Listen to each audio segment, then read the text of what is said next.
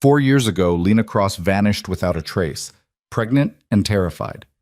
Now she's standing in a Chicago cafe, her daughter's hand in hers, staring into the eyes of the man she ran from, Victor Hale, the most dangerous crime boss in the city.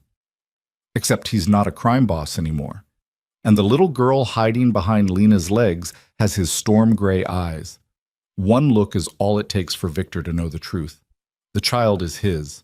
The woman he never stopped searching for just walked back into his life, and someone else has been watching them both. Stay with me until the end of this story, hit that like button and drop a comment with your city so I can see how far this tale travels. The cafe smelled like burnt espresso and cinnamon, a warm pocket of noise in the heart of downtown Chicago.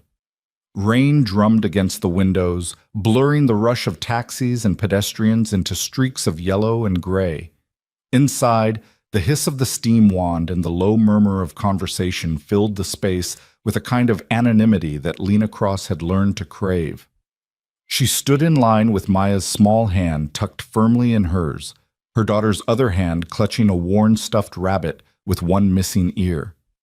Maya was almost 4 now, all wild dark curls and curious eyes that took in everything with the solemnity of someone far older. Lena had dressed her in yellow rain boots and a denim jacket, the kind of outfit that made her look like any other child on any other ordinary afternoon. Except nothing about this afternoon was ordinary. Lena had made a mistake coming back to Chicago. She'd known it the moment the plane touched down at O'Hare 3 days ago, known it in the anxious flutter in her chest as the cab driver navigated familiar streets. But her mother was sick, really sick this time, and there were things that couldn't be done over the phone or through hurried video calls. So she'd come back, telling herself it would be quick, a week at most. In and out before anyone noticed. Before he noticed. She ordered a hot chocolate for Maya and a black coffee for herself, her voice steady despite the knot tightening in her stomach. The barista, a young woman with bright pink hair and a nose ring, smiled at Maya and added extra whipped cream without being asked. Lena managed to thank you, paid, and moved toward the pickup counter, her eyes instinctively scanning the room. Old habits. She'd spent 4 years looking over her shoulder, checking reflections in windows, memorizing exit routes. 4 years of building a new life in a small town in Oregon where nobody knew her real name and nobody asked questions. She'd waitressed, saved money, kept her head down. She'd become someone else entirely, a single mother with a quiet life and no past worth mentioning.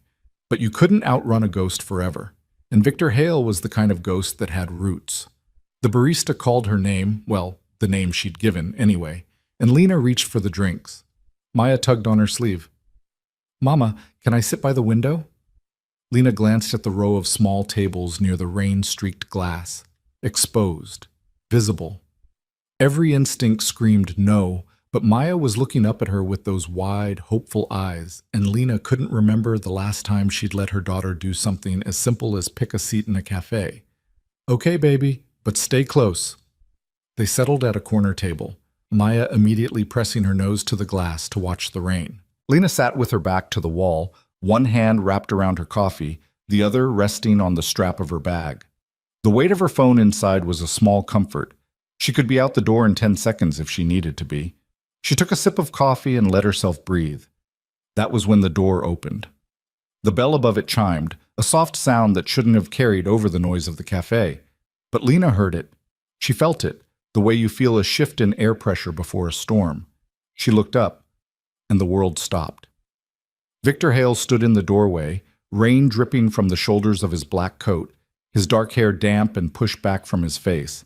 He was taller than she remembered, or maybe she'd just forgotten the way he filled a room without even trying. Broad shoulders, sharp jawline, and those eyes, storm gray and relentless, the kind of eyes that saw everything and forgot nothing.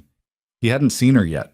He was shaking rain from his coat, scanning the cafe with the casual vigilance of someone who never stopped calculating angles and exits.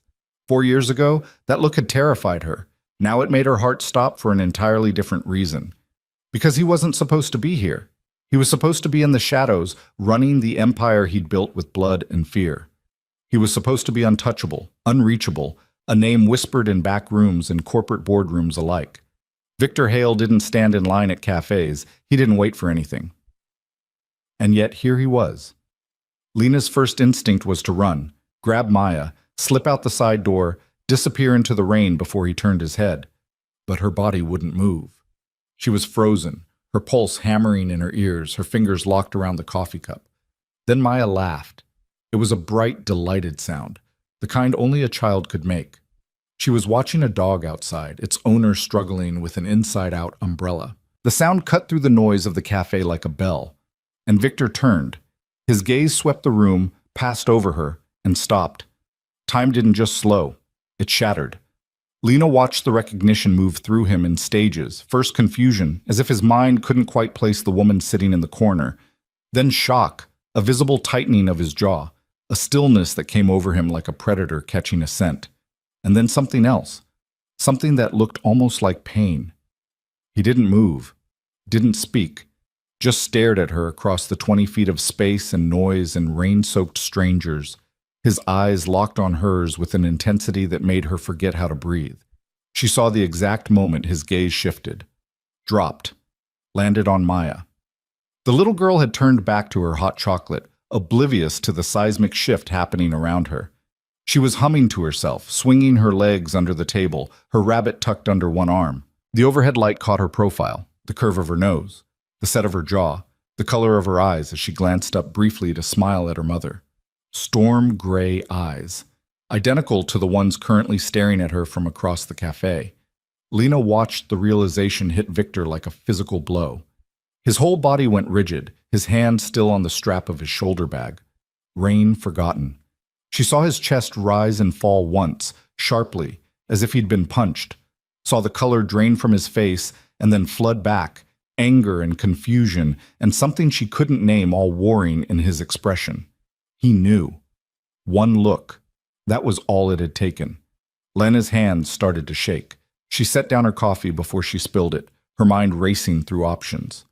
The side door, the bathroom, the kitchen, maybe, if she could get past the counter. But Maya was singing now, something about rain and puddles, and Lena couldn't move without drawing attention, couldn't run without making a scene. And Victor was already walking toward her. He moved through the cafe like water, smooth and inevitable, his eyes never leaving hers. People stepped aside without realizing they were doing it, some ancient survival instinct clearing a path. Lena's heart slammed against her ribs. She wanted to grab Maya and bolt. She wanted to scream. She wanted to disappear into the floor. But she'd run once before, and it had brought her right back here. Victor stopped at their table. Up close, he looked different. Older, maybe, though he couldn't have been more than 35. There were new lines at the corners of his eyes, a tightness to his mouth that hadn't been there before. He was dressed simply, dark jeans, a charcoal sweater under his coat, nothing like the tailored suit she remembered. But the power was still there, coiled beneath his skin like a live wire. Lena. Her name in his voice was a punch to the chest, low and rough, shaped by 4 years of silence and unanswered questions. She hadn't heard him say it since the night she'd left, the night she'd walked out of his penthouse with nothing but the clothes on her back and a secret growing inside her. She forced herself to meet his eyes. Victor. Maya looked up, her gaze bouncing between them with open curiosity. Mama, who's that? The question hung in the air like smoke. Lena's throat closed. She didn't have an answer, nothing that wouldn't shatter everything. But Victor crouched down, moving slowly, deliberately, until he was at eye level with Maya. The gesture was so unexpected that Lena forgot to breathe. Hi, he said softly. I'm an old friend of your mom's. Maya studied him with the seriousness of a judge. Then she held up her rabbit. This is Mr. Hops. He's missing an ear, but Mama says that makes him special. Victor's expression didn't change, but something flickered in his eyes, something raw and unguarded. Mr. Hops is very lucky to have you taking care of him. I take care of Mama too. She gets sad sometimes. Maya, Lena said quickly, her voice sharper than she intended. Finish your hot chocolate, baby. But Victor didn't look away from Maya. He was drinking her in, every detail, as if trying to memorize her face. And Lena knew what he was seeing. The dark curls that matched his own, the stubborn set of her chin, the way she tilted her head when she was thinking, exactly the way he did. The eyes, those storm gray eyes that left no room for doubt. Victor stood slowly, his gaze finally lifting to Lena's. The raw emotion there nearly broke her. Betrayal, rage, grief, and underneath it all, something that looked like hope struggling to stay alive. "We need to talk," he said quietly. "No." The word came out flat, final. "We don't. Lena, not here. Not now." She was shaking, her hands gripping the edge of the table. "You need to leave." "I'm not going anywhere." His voice was calm, but there was steel underneath. "Not until you tell me why my daughter doesn't know I exist." The words hit like a slap. Maya looked up sharply, confusion crossing her small face. Lena felt the world tilting, felt the careful walls she'd built over 4 years starting to crack. "Please," she whispered. "Victor, please. Not like this." Something in her voice must have reached him because he took a step back. But his eyes never left hers, and the promise in them was unmistakable. "This isn't over." "I'll be outside," he said. "Take your time. But we are having this conversation, Lena, today." He turned and walked out, the bell chiming again as the door closed behind him.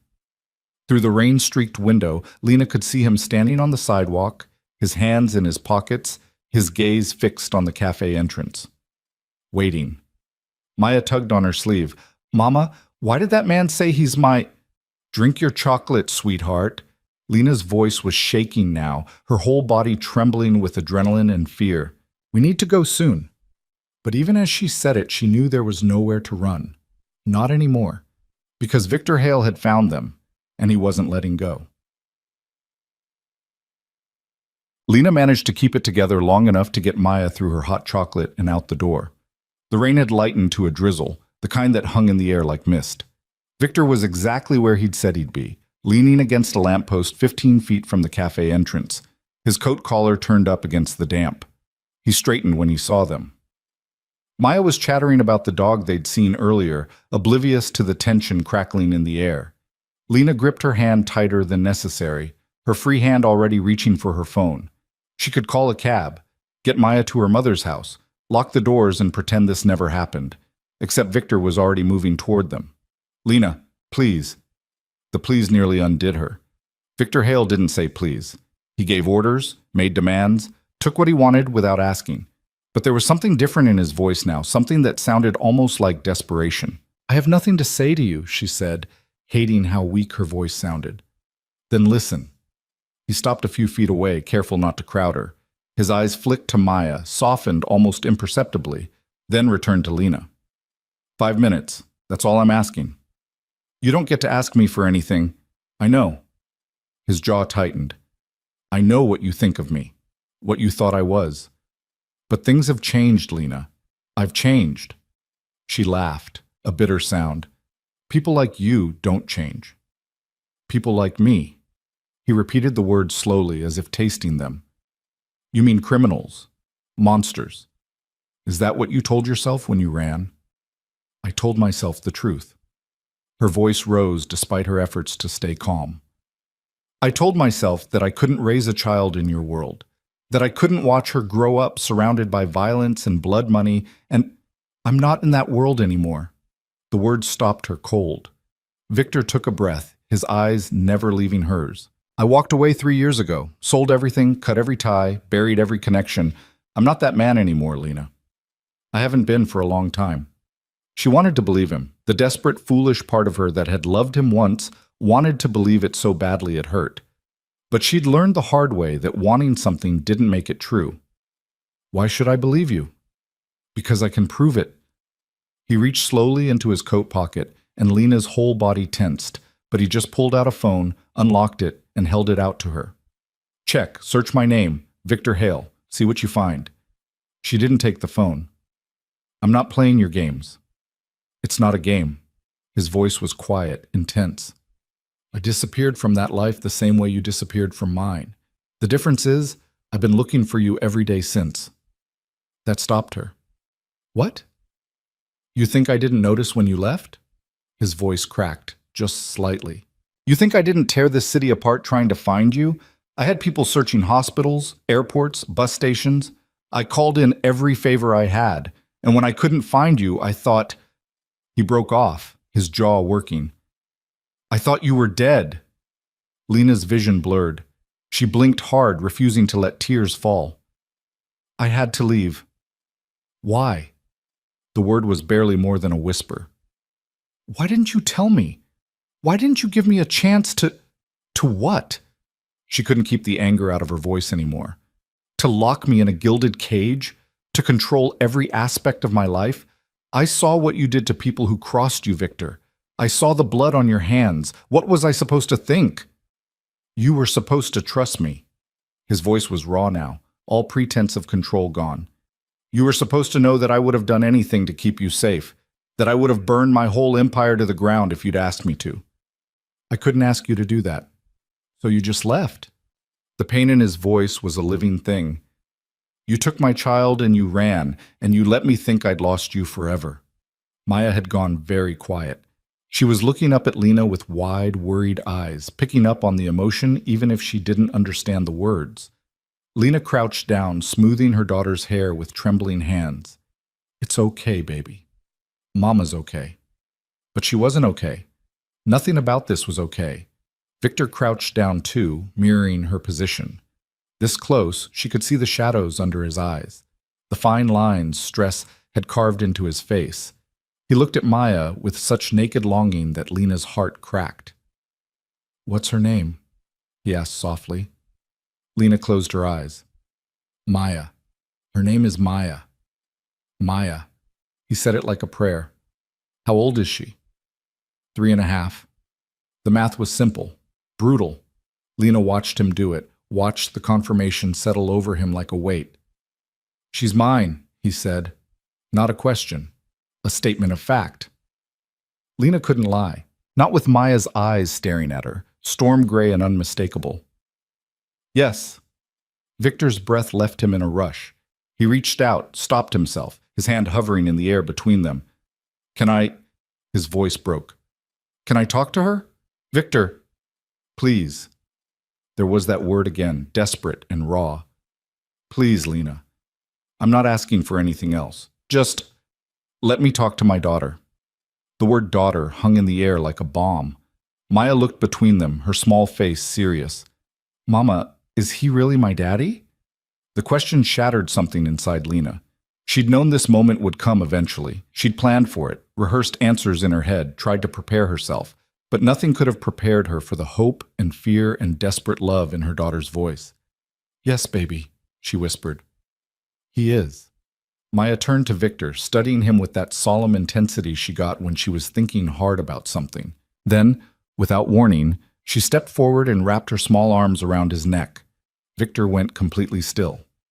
For a moment, he just knelt there in the drizzle, this dangerous man brought to his knees by a child's embrace. Then, slowly, carefully, he wrapped his arms around her and pulled her close. His eyes closed, his face pressed into her dark curls, and Lena saw his shoulders shake with the force of emotion he was trying to contain. Hi, Daddy, Maya said simply, as if she'd been waiting her whole life to say those words. Victor's voice, when he spoke, was wrecked. Hi, sweetheart. Lena stood there on the sidewalk, watching her past and her present collide, and felt the last of her defenses crumble. She'd run to protect Maya from Victor's world. She'd built a new life on the foundation of that fear. But looking at them now, at the way Victor held their daughter like she was made of glass and starlight, at the way Maya's small hand curled trustingly in his, Lena realized that maybe she'd been protecting Maya from the wrong thing. Maybe the real danger wasn't Victor. Maybe it was the world she'd tried to build without him. Victor pulled back slowly, his hands still gentle on Maya's shoulders. You're so beautiful, he said softly. You look just like your mama. Mama says I have your eyes. His gaze flicked to Lena, sharp and searching. She does? Lena swallowed hard. I never lied to her about you. I didn't tell her everything. What did you tell her? That her father loved her very much. That he couldn't be with us, but that he would have if he could. Victor's jaw tightened. You were half right. Before Lena could respond, Maya tugged on Victor's sleeve. Do you really love me? More than anything in the world, he said without hesitation. I didn't know about you until today, Maya, but now that I do, I promise you, I'm never going away again. Victor, Lena started, alarm flaring, but Maya was beaming. Really? You'll stay? If your mama lets me, Victor said carefully, his eyes on Lena. But that's up to her. Lena wanted to scream. He'd just handed her all the power, made her the one who had to decide, and they both knew she couldn't say no. Not with Maya looking at her like that, hope shining in her storm-gray eyes. We can't do this on a sidewalk, she said finally. Not like this. Then where? Victor stood, lifting Maya easily into his arms. She went willingly, already curling against his chest like she belonged there. Your place? Mine? Neutral ground? I don't even know where you live. I have an apartment in River North, nothing like the penthouse. His voice was careful, controlled. I can send you the address, or we can meet somewhere public if that makes you more comfortable. Lena's mind raced. Her mother's house was out of the question. A public place felt wrong for the conversation they needed to have. And she sure as hell wasn't going to his apartment, neutral or not. There's a park, she said finally. Lincoln Park, near the zoo. Meet me there in an hour. Victor nodded, already setting Maya down carefully. Okay, Lincoln Park, 1 hour. Maya grabbed Lena's hand, then reached for Victor's. Will you walk with us? Victor looked at Lena, waiting for permission. Every instinct told her to say no, to grab Maya and run, to put as much distance between them and this dangerous, complicated man as possible. But Maya was looking up at her with such hope, and Victor was standing there like he was afraid to breathe, and Lena was so tired of running. Just to the corner, she said. Then we need to go. Maya cheered and started walking, pulling them both along. Victor fell into step on Maya's other side. His long stride shortened to match their pace. They made it half a block before Maya started chattering about Mr. Hops and her favorite color, and the songs she'd learned at daycare. Victor listened like she was reciting poetry. Lena watched them from the corner of her eye, this surreal tableau of normalcy. Father and daughter, walking in the rain. Anyone passing by would think they were just another family on an ordinary afternoon, but there was nothing ordinary about this. At the corner, Lena stopped. This is far enough. Maya's face fell. But Daddy just got here. I know, baby, but we'll see him again soon. She hoped the lie sounded convincing. Remember? We're meeting him at the park. Victor crouched down again, his movements careful and deliberate. Your mama's right, but I'll see you very soon, okay? I promise. Okay. Maya threw her arms around him again, and Lena saw Victor's eyes close, saw him breathe her in like he was memorizing the moment. When he stood, his eyes were bright. Lincoln Park, 1 hour. 1 hour, Lena confirmed. She watched him walk away, his hands in his pockets, his shoulders set against the drizzle. He didn't look back. But Lena knew, with the certainty of someone who'd once known him better than anyone, that he was aware of every step they took in the opposite direction. Maya tugged her hand. Mama, is Daddy really going to stay? Lena looked down at her daughter, at those hopeful storm-gray eyes, and felt her heart break all over again. I don't know, sweetheart, she said honestly. I really don't know. But she had a feeling she was about to find out. Lincoln Park was nearly empty when Lena arrived, the rain having driven most people indoors. She'd taken Maya to her mother's house first, endured 20 minutes of questions she couldn't answer, and left her daughter in the care of a grandmother who clearly thought Lena had lost her mind. Maybe she had. She found Victor waiting by the lion statues near the zoo entrance, his coat collar still turned up, his dark hair damp from the drizzle. He saw her coming and straightened, his whole body tensing with an alertness that reminded her exactly who he used to be. Where's Maya? He asked immediately. With my mother. Safe. She stopped a few feet away, maintaining distance. We need to talk without her hearing. Victor nodded slowly. Okay, talk. Lena had spent the entire cab ride rehearsing what she wanted to say, but now that she was here, the words scattered like leaves. She wrapped her arms around herself, suddenly cold. Why did you really leave? Victor asked when she didn't speak. Not the reasons you told yourself, the real reason. Lena looked at him, really looked at him. At the man who'd once commanded an empire with a word, who'd made grown men tremble, who'd held the entire city in his palm. and saw for the first time the exhaustion beneath the control. "I was pregnant and terrified," she said quietly. "I'd watched you hurt people, Victor. I'd seen the things you were capable of, and I thought—" Her voice broke. "I thought that if I stayed, if I raised our child in that world, I'd be just as guilty as you were. So you ran. I survived." She lifted her chin. "I built a life for Maya. A good life. Safe. Normal. Everything I never had with you. And you think I couldn't have given her that?" His voice was rough. "You think I wouldn't have done anything to keep both of you safe?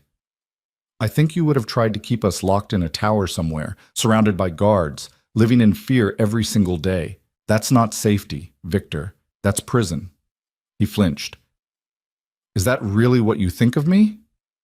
"It's what I knew of you." Lena's hands were shaking. She shoved them in her pockets. "You controlled everything, everyone. You didn't ask, you took.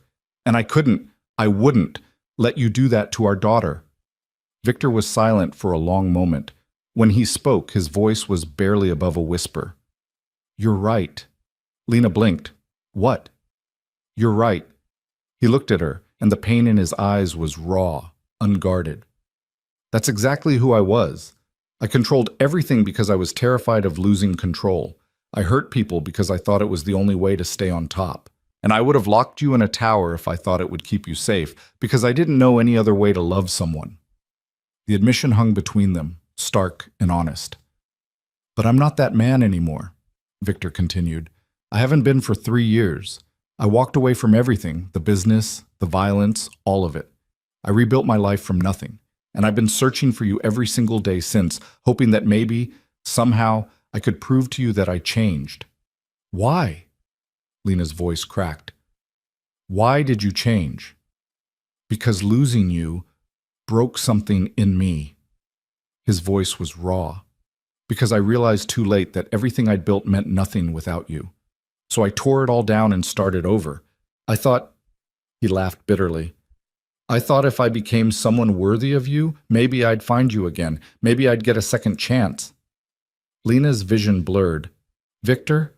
And now I find out I have a daughter." His voice broke on the word. "A 3-year-old daughter who doesn't know me, who's been living her whole life without me, and it's my fault, because I was the monster you ran from." "You weren't a monster." "Wasn't I?" He looked at her, and she saw the self-loathing there, the guilt. "You were terrified enough to disappear, terrified enough to raise our child alone rather than risk letting me near her. That's not the mark of a good man, Lena." "No," she agreed softly. "But maybe it's the mark of someone who could become one." Hope flickered in his eyes. "Are you saying you believe me? That I've changed?" "I'm saying I don't know." Lena wrapped her arms tighter around herself. "I want to believe you, Victor, but I spent 4 years building walls to keep you out.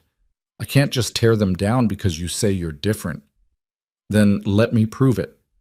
He took a step closer, stopped when she tensed. "Give me a chance to show you. Let me be part of Maya's life. Let me prove that I'm not the man you ran from. And if I say no—" Pain flashed across his face. "Then I'll walk away. I won't force my way into your life, Lena. I won't control you or threaten you or manipulate you. If you tell me to leave, I'll leave." "Just like that?" "Just like that." His voice was steady, but she could see the effort it cost him. "I love you enough to let you go if that's what you need. I love Maya enough to stay away if that's what's best for her, even if it kills me." Lena stared at him, searching for the lie, the manipulation, but all she saw was honesty, raw, painful honesty. "I need time," she said finally. "I need to think." "How much time?" "I don't know, more than an hour in a park." She ran a hand through her hair. "This is my daughter's life we're talking about, Victor. I won't just throw you into it without being sure." "I understand." He nodded slowly. "But while you're thinking, there's something you need to know." The shift in his tone made her stomach drop. "What?" "You said you came back to Chicago because your mother is sick. How many people knew you were coming?" What does that have to do with anything?" "How many people, Lena?" His voice had that edge now, that cold calculation she remembered. "Who knew you'd be here?" "Just my mom, and her neighbor maybe. I didn't exactly announce it. She frowned. Why? Victor pulled out his phone, unlocked it, and showed her a photo. It was grainy, taken from a distance, but Lena recognized herself immediately, walking down a street she'd been on just yesterday, with Maya. Someone had been following them. Her blood went cold. Where did you get this? It was sent to me this morning. No message, no demands, just this photo. His jaw tightened. Someone knows you're back, Lena. Someone knows about Maya, and they wanted to make sure I knew, too. Who? But even as she asked, she saw the answer in his face. No, you said you were out. You said you left that life behind. I did, but not everyone was happy about it. He put the phone away, his expression grim. There are people who think I owe them, people who lost money, power, connections when I walked away. And if they know about you, about Maya, they'll use us against you. Lena's legs felt weak. They'll hurt her to get to you. I won't let that happen. Victor's voice was steel. But you need to understand the situation. You came back to Chicago thinking you were safe, thinking I'd never find you, but someone else found you first. And whoever they are, they're watching. Lena wanted to argue, wanted to tell him he was being paranoid, but the photo didn't lie. Someone had been following them. Someone knew. What do I do? The question came out small, frightened. You let me protect you. Victor stepped closer, his presence solid and reassuring despite everything. Both of you, until we figure out who's behind this and neutralize the threat. I don't need your protection. Yes, you do. His voice gentled. I know you're strong, Lena. I know you've survived on your own for 4 years, but this isn't something you can run from. These people won't stop just because you leave town. They'll follow you. They'll wait. And when they make their move, you'll be alone. And if I let you help, what then? I become exactly what I ran from, a prisoner in your world? No. Victor's eyes were steady, certain.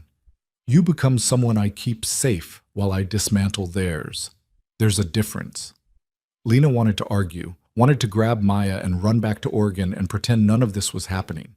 But she'd spent 4 years running, and it had brought her right back here. To the man she'd fled, to the danger she'd tried to escape, to the truth she'd been avoiding. I need to talk to my mother, she said finally. I need to get Maya somewhere safe. Bring them to my apartment, both of them. When she started to protest, he held up a hand. It's secure, Lena. No one knows about it except me. And it's big enough for all of you to have your own space. You don't have to trust me. You just have to trust that I'll do anything to keep Maya safe. This is insane. I know. A ghost of a smile crossed his face. But when has anything between us ever been sane? He had a point. Lena closed her eyes, weighing her options. She could run again, take Maya, and disappear into another small town, another quiet life. But whoever was watching them would follow. And next time, Victor might not be there to warn her. Or she could stay. Face the danger head on. Let the man she'd run from become the shield she'd tried to build on her own. 1 week, she said, opening her eyes. I'll give you 1 week to prove you're different, to prove you can protect us without controlling us. And if at any point I feel like we're in more danger with you than without you, we're gone. Fair enough. Victor nodded. 1 week.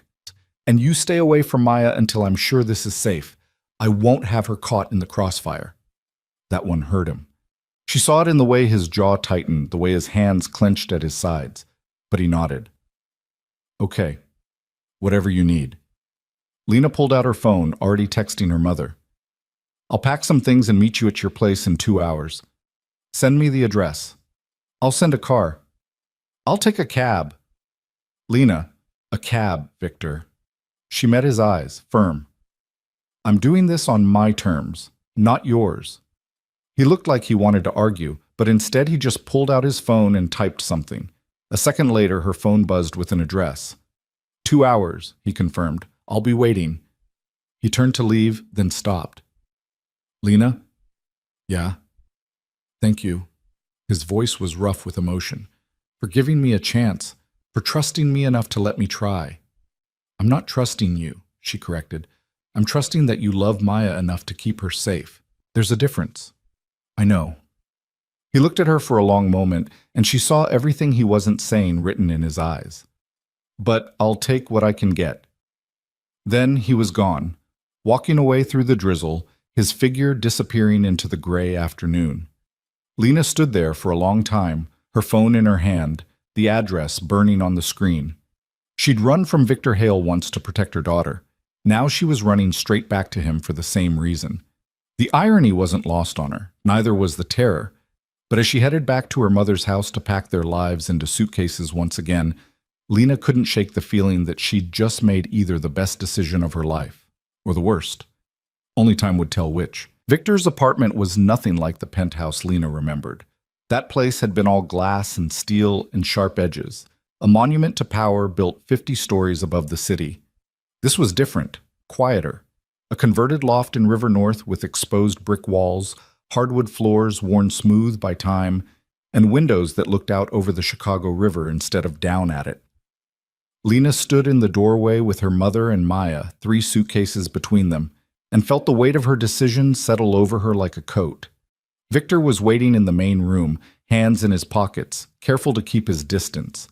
He'd changed into a plain gray Henley and jeans, and the casual clothes made him look younger somehow. More human. Less like the crime lord she remembered, and more like just a man trying not to scare the people standing in his doorway. "Come in," he said quietly. "Please." Maya was already pulling away from Lena's hand, her eyes wide as she took in the space. "Mama, look how big it is!" "Maya, wait!" But her daughter was already exploring, her rain boots squeaking on the hardwood as she ran toward the windows. Lena's mother, Carol, stepped forward with the sharp, assessing gaze of someone who'd raised a daughter alone and didn't trust easily. She was thin from the illness, her face drawn, but her spine was steel. "So you're Victor Hale," she said, her voice cool. "Yes, ma'am." Victor met her gaze steadily. "Thank you for coming. I know this isn't easy." "Easy?" Carol's laugh was bitter. "My daughter disappears for 4 years with my granddaughter, and now she's back standing in the apartment of a man she ran from. No, Mr. Hale, this isn't easy." "Mom," Lena started. "It's okay." Victor's voice was calm. "She has every right to be angry. You both do." Carol studied him for a long moment, and Lena saw her mother doing what she'd always done, looking past the surface to the truth beneath. Whatever she found there must have surprised her, because her expression softened slightly. "Lena says you've changed," Carol said, "that you're not the man you were." "I'm not." "Prove it." She crossed her arms. "Because if you hurt my daughter or my granddaughter, I don't care what kind of power you used to have. I will make your life hell." A ghost of a smile crossed Victor's face. "I believe you." "Good." Carol turned to Lena. "Which room is mine?" "I need to lie down." Victor gestured toward a hallway. "Second door on the left. There's a private bathroom, and anything you need should be in the closet. If not, let me know." Carol nodded and moved down the hall without another word, leaving Lena alone with Victor and the sound of Maya's excited chatter echoing from the windows. The silence stretched between them, heavy with 4 years of absence and all the things they hadn't said. "She's protective," Lena said finally. "She should be." Victor's eyes were on Maya, watching her press her hands against the glass. "You both should be. I haven't earned your trust yet." "No, you haven't." Lena set down her suitcase, suddenly exhausted. "Where do Maya and I sleep?" "Master bedroom. It has the most space and its own bathroom. I'll take the couch." "Victor, you don't have to." "Yes, I do." His voice was firm. "You're here because I asked you to be. Because you're in danger. The least I can do is make sure you're comfortable." Lena wanted to argue, but she was too tired. The adrenaline from earlier had worn off, leaving her hollow and shaky. "Okay, thank you." Victor picked up 2 of the suitcases without asking and headed down the hall. Lena followed, Maya running ahead of them, already claiming the space as her own. The bedroom was spacious and simple, with a large bed covered in soft gray linens and more of those floor-to-ceiling windows. Maya immediately climbed onto the bed and started bouncing. "Maya, shoes off first," Lena said automatically. "But Mama, shoes off." Maya pouted but obeyed, kicking off her rain boots and leaving them in a pile by the door. Victor set down the suitcases, his eyes following Maya's every movement with an intensity that made Lena's chest ache. "Can I talk to her?" he asked quietly. "Just for a minute?" Lena hesitated. She'd told him to stay away from Maya until she was sure it was safe, but watching the hunger in his eyes, the desperate need to connect with the daughter he'd just discovered, she couldn't bring herself to say no. "5 minutes," she said, "and I'm staying." "Fair enough." Victor moved to the edge of the bed, sitting carefully as if afraid he might break something. Maya stopped bouncing and plopped down in front of him, cross-legged, her expression serious. "Are you really my daddy?" she asked. The question hit like a punch. Victor's throat worked, and when he spoke, his voice was rough. "Yes, sweetheart, I am." "Why weren't you there before?"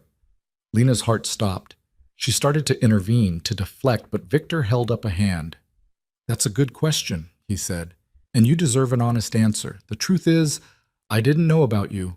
Your mama left before I knew she was going to have a baby, and that's my fault, because I wasn't the kind of person she felt safe telling." Maya frowned, thinking this over. "Were you mean?" "Sometimes, yes. I made choices that hurt people, and your mama was scared that those choices would hurt you too, so she left to keep you safe. But you're not mean now?" "I'm trying not to be." Victor's smile was sad. "I'm trying to be the kind of daddy you deserve, but that takes time." Maya studied him with those storm gray eyes, so much like his own. Then she reached out and took his hand, her small fingers curling around his much larger ones. "Mama says everybody makes mistakes," she said solemnly. "And if you're sorry and you try to be better, that's what matters." Victor's eyes closed, and Lena saw his shoulders shake slightly. When he opened them again, they were bright with unshed tears. "Your mama's very smart," he said hoarsely. "I know," Maya grinned. "She's the smartest person in the whole world." Despite everything, Lena felt herself smile. Victor caught her eye over Maya's head, and something passed between them. Not forgiveness, not yet, but maybe the beginning of understanding. Then Maya yawned big and wide, and Lena realized how late it had gotten. "Okay, baby, time for bed," she said, moving forward. "But I'm not tired," Maya protested, even as her eyes drooped. "Yes, you are. Say goodnight to Victor." Maya's face fell. "Does he have to leave?" "He'll be right here," Victor said quickly. "Just in the other room. I'm not going anywhere, I promise." "Really?" "Really." He squeezed her hand gently, then let go and stood. "Sweet dreams, Maya." "Night, Daddy." The word hit him visibly. He stood there for a moment, drinking in the sight of her, then turned and walked out before Lena could see if those tears fell. She got Maya into pajamas and tucked her in, her daughter already half asleep before her head hit the pillow. Lena sat beside her for a long time, stroking her hair, watching her breathe. Her daughter. Her whole world. The reason she'd run and the reason she'd come back. And now Victor was part of that world too, whether Lena was ready or not. When Maya's breathing had deepened into sleep, Lena slipped out of the room and found Victor in the kitchen. He was making tea, his movements precise and controlled, but she could see the tension in his shoulders. "She's asleep," Lena said quietly. Victor nodded, pouring hot water into 2 mugs. "Chamomile okay?" "Yeah, thanks." They stood on opposite sides of the kitchen island, the steam rising between them like a barrier. Victor wrapped his hands around his mug, but didn't drink, his gaze fixed on something Lena couldn't see. "She called me Daddy," he said finally, his voice barely above a whisper. "I know. I have a daughter who calls me Daddy, and I've known about her for less than 12 hours. He looked up, and the raw emotion in his eyes nearly undid her. "How do I do this, Lena? How do I be what she needs when I don't even know where to start?" "You just be there," Lena said. "You show up. You keep your promises. You love her even when it's hard. That's all any parent can do." "What if I mess it up? What if I hurt her without meaning to?" "Then you apologize and do better next time." She took a sip of tea, the warmth spreading through her chest. "Nobody gets it right all the time, Victor. Not even me." He was quiet for a moment, absorbing that. Then, "Thank you." "For what?" "For letting me talk to her, for not shutting me out completely. His voice cracked. For giving me a chance to know my daughter. Lena set down her mug, her hands trembling. Don't thank me yet. We still have a week to get through, and I meant what I said. If this gets too dangerous, we're gone. I know. Victor straightened, and she saw the shift happen, the vulnerability tucking itself away behind layers of control, which is why we need to talk about security. The word sent a chill down her spine. Security. Someone sent me that photo, Lena. Someone wants me to know they've found you, and until I figure out who and why, we need to take precautions. What kind of precautions? Victor pulled out his phone and brought up a series of images. Lena recognized the building's entrance, the hallway outside the apartment, different angles of the street below. I have cameras on every entrance and exit, he said. The building has security, but I've also got my own people watching the perimeter. No one gets in or out without me knowing. Your own people? Lena's voice was flat. I thought you were out of that life. I am. These are legitimate security professionals. Former military, fully licensed, completely clean. He met her eyes. I'm not taking chances with your safety, but I'm not using dirty methods to protect you either. Lena wanted to believe him, but the line between protection and control was so thin, and she'd seen Victor blur it before. What about when we leave the apartment? She asked. Maya has to go outside eventually. She can't be locked up. We'll have someone with you whenever you go out, discreet but present. You mean a bodyguard? I mean protection. Victor's jaw tightened. I know how this sounds. I know it feels like I'm trying to control you, but someone is watching you, Lena. Someone dangerous enough that they think they can use you against me. I need you to take this seriously. I am taking it seriously. Her voice rose despite her efforts to stay calm. But I also know what it's like to live in a cage, Victor. I did it for 2 years before I ran, and I won't do it again. This isn't a cage, isn't it? Cameras, guards, people watching my every move. How is that different from before? Because before I was keeping you locked away because I was selfish and possessive and terrified of losing you. His voice was raw now, honest. Now I'm trying to keep you alive. There's a difference. Lena closed her eyes, trying to breathe through the panic rising in her chest. I need air. Lena, I need air, Victor. Just give me a minute. She walked to the windows, pressing her forehead against the cool glass. Below, the city stretched out in a grid of lights, beautiful and indifferent. Somewhere out there, someone was watching, waiting, planning. And she'd walked right back into their crosshairs. Victor's reflection appeared in the glass beside her. He stood a careful distance away, not touching, just present. I'm sorry, he said quietly. I'm pushing too hard. Old habits. You think? But there was no heat in it. Lena was too tired to be angry. I'm trying to keep you safe, but I keep forgetting that you don't trust me to do it without taking over your life. He ran a hand through his hair, frustrated. I don't know how to protect people without controlling them. That's all I ever learned. Then you need to learn something new. Lena turned to face him. Because I won't live in fear, Victor. Not of whoever's out there, and not of you. What do you need from me? The question was simple, direct. Tell me what you need, and I'll do it. Lena thought about it, really thought. What did she need? To feel safe, yes, but also to feel free, to make her own choices, to know that staying here was her decision, not his. I need you to ask, not tell, she said finally. I need you to give me information and let me make my own choices about what to do with it. And I need you to respect those choices even when you disagree with them. Victor nodded slowly. Okay, I can do that. Can you? I'll try. He smiled wryly. I'll probably mess it up sometimes, but I'll try. It wasn't a promise of perfection, but it was honest, and right now honesty was all Lena had to hold on to. The photo you showed me earlier, she said, changing the subject. Do you know who sent it? Not yet, but I have people looking into it. He pulled out his phone again, brought up the image. It was sent from a burner phone, no identifying information, but the angle suggests it was taken from across the street, probably with a telephoto lens. So, someone professional, or someone with resources. Victor's expression darkened. There are 3 people I can think of who might do this. All of them have reason to want leverage over me. Who? Marcus Chen. He ran the gambling operations on the south side before I took over. When I walked away, he tried to reclaim his territory, but the power structure had changed. He lost a lot of money. Lena's stomach twisted. He blames you. He does. Second is Isabel Moretti.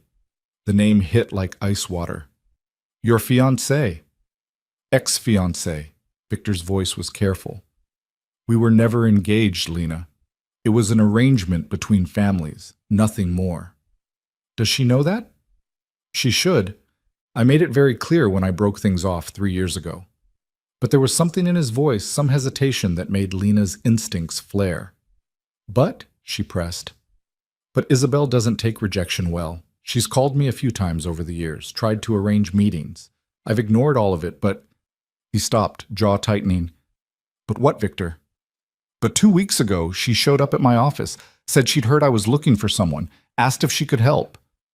Lena's blood went cold. You have an office. I thought you were out of business. I am. I run a legitimate security consulting firm now. Completely legal, mostly boring. But Isabel has connections. She would have heard if I was making inquiries about you. So she knows you've been looking for me. She knows I've been looking for someone. I never mentioned you by name. Victor set down his phone, his expression grim. But if she did some digging, if she connected the dots, she could have found me first and used the information to get close to you. Lena's mind raced. Who's the third person? Thomas Volkov, Russian mob connections, now legitimate, or as legitimate as people like us ever get. He lost a weapons deal when I shut down my operations. Cost him millions. And any of these people could have sent the photo. Yes, Victor met her eyes. But my money's on Isabel. Why? Because Marcus and Thomas would have made demands by now. They'd use you as leverage directly. Threats, ransom, something concrete. Isabel's style is more subtle. She'd want me to know she has information, that she's watching, without tipping her hand too early. Lena's hands were shaking. She set down her mug before she dropped it. What does she want? Me. The word was simple, brutal. She's always wanted me. And she doesn't understand that I'm not available. Because you're still in love with me? The question hung in the air between them, dangerous and loaded. Victor could have deflected, could have made it about Maya, about responsibility. But instead he looked at Lena with those storm-gray eyes and told her the truth. Yes, he said quietly. I never stopped. Lena's breath caught. She'd known, on some level. But hearing him say it out loud was different, harder. It made this all real in a way it hadn't been before. Victor, I'm not asking for anything, he said quickly. I'm not expecting you to feel the same way. I need you to know. Whatever happens, whatever you decide after this week, that's the truth. I love you. I've loved you since the day you walked into my office 4 years ago with that ridiculous optimism and those eyes that saw right through me. And I'll love you for the rest of my life, even if you never feel the same way again. Lena couldn't breathe, couldn't think, couldn't do anything but stand there and absorb the weight of his words. I need to check on Maya, she said finally, the words coming out strangled. Victor nodded, stepping back. Of course. She fled down the hall, her heart hammering, and slipped into the bedroom where her daughter slept peacefully, unaware of the chaos surrounding her. Lena stood there in the dark, watching Maya breathe, and tried to remember why she'd run in the first place. Because Victor was dangerous, because his world was violent, because she couldn't raise a child in the shadows. Except he wasn't in that world anymore. And the danger had found them anyway. And the man standing in his kitchen, laying his heart bare, was nothing like the one she'd run from. Lena pressed her hands to her face, trying to hold herself together. She'd built her entire life around the decision to leave Victor. Her identity, her choices, her carefully constructed walls, all of it was predicated on the belief that staying with him would have been wrong. But what if she'd been wrong? What if the man she'd run from and the man trying to protect her now were two completely different people? What if she'd wasted 4 years running from a ghost? A soft knock on the doorframe made her turn. Victor stood there, backlit by the hallway light, his expression uncertain. I'm sorry, he said quietly. I shouldn't have said that. Not now, not like this. You have enough to deal with without me putting my feelings on you. No, it's... Lena stopped, not sure what she was trying to say. It's okay. It's not. He leaned against the doorframe, careful not to enter the room. You came here for protection, not a confession. I'll keep my distance, professionally. Victor, you don't have to... Yes, I do. His voice was firm. You asked me to respect your choices and give you space. I'm doing that. Whatever else I feel, it doesn't matter right now. Keeping you and Maya safe is the only thing that matters. He was giving her exactly what she'd asked for. Distance, respect, control over her own decisions. So why did it feel like a loss? Okay, she said softly. Thank you. Victor nodded and turned to go. But Lena's voice stopped him. Victor? Yeah? I don't... She stopped, searching for words. I don't know how I feel about you, about any of this, but I'm glad you told me, even if the timing's terrible. A small smile crossed his face. The timing's always been terrible with us. Yeah, it has. He left, and Lena was alone with her sleeping daughter and the ruins of every certainty she'd built over the past 4 years. She climbed into bed beside Maya, pulling her close, breathing in the familiar scent of her shampoo. This, at least, was real. Solid. No matter what happened with Victor, no matter what dangers were waiting outside these walls, Maya was hers, her daughter, her world. But as Lena closed her eyes and tried to sleep, she couldn't stop thinking about the way Victor had looked at Maya, the raw love in his eyes, the desperate need to be part of her life.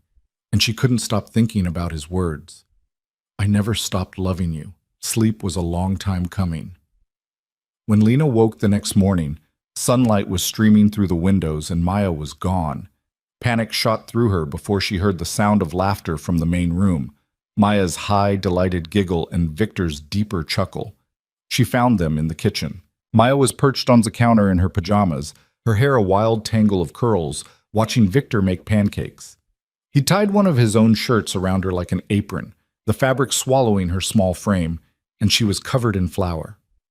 Mama! Maya spotted her and waved. Daddy's teaching me to make pancakes!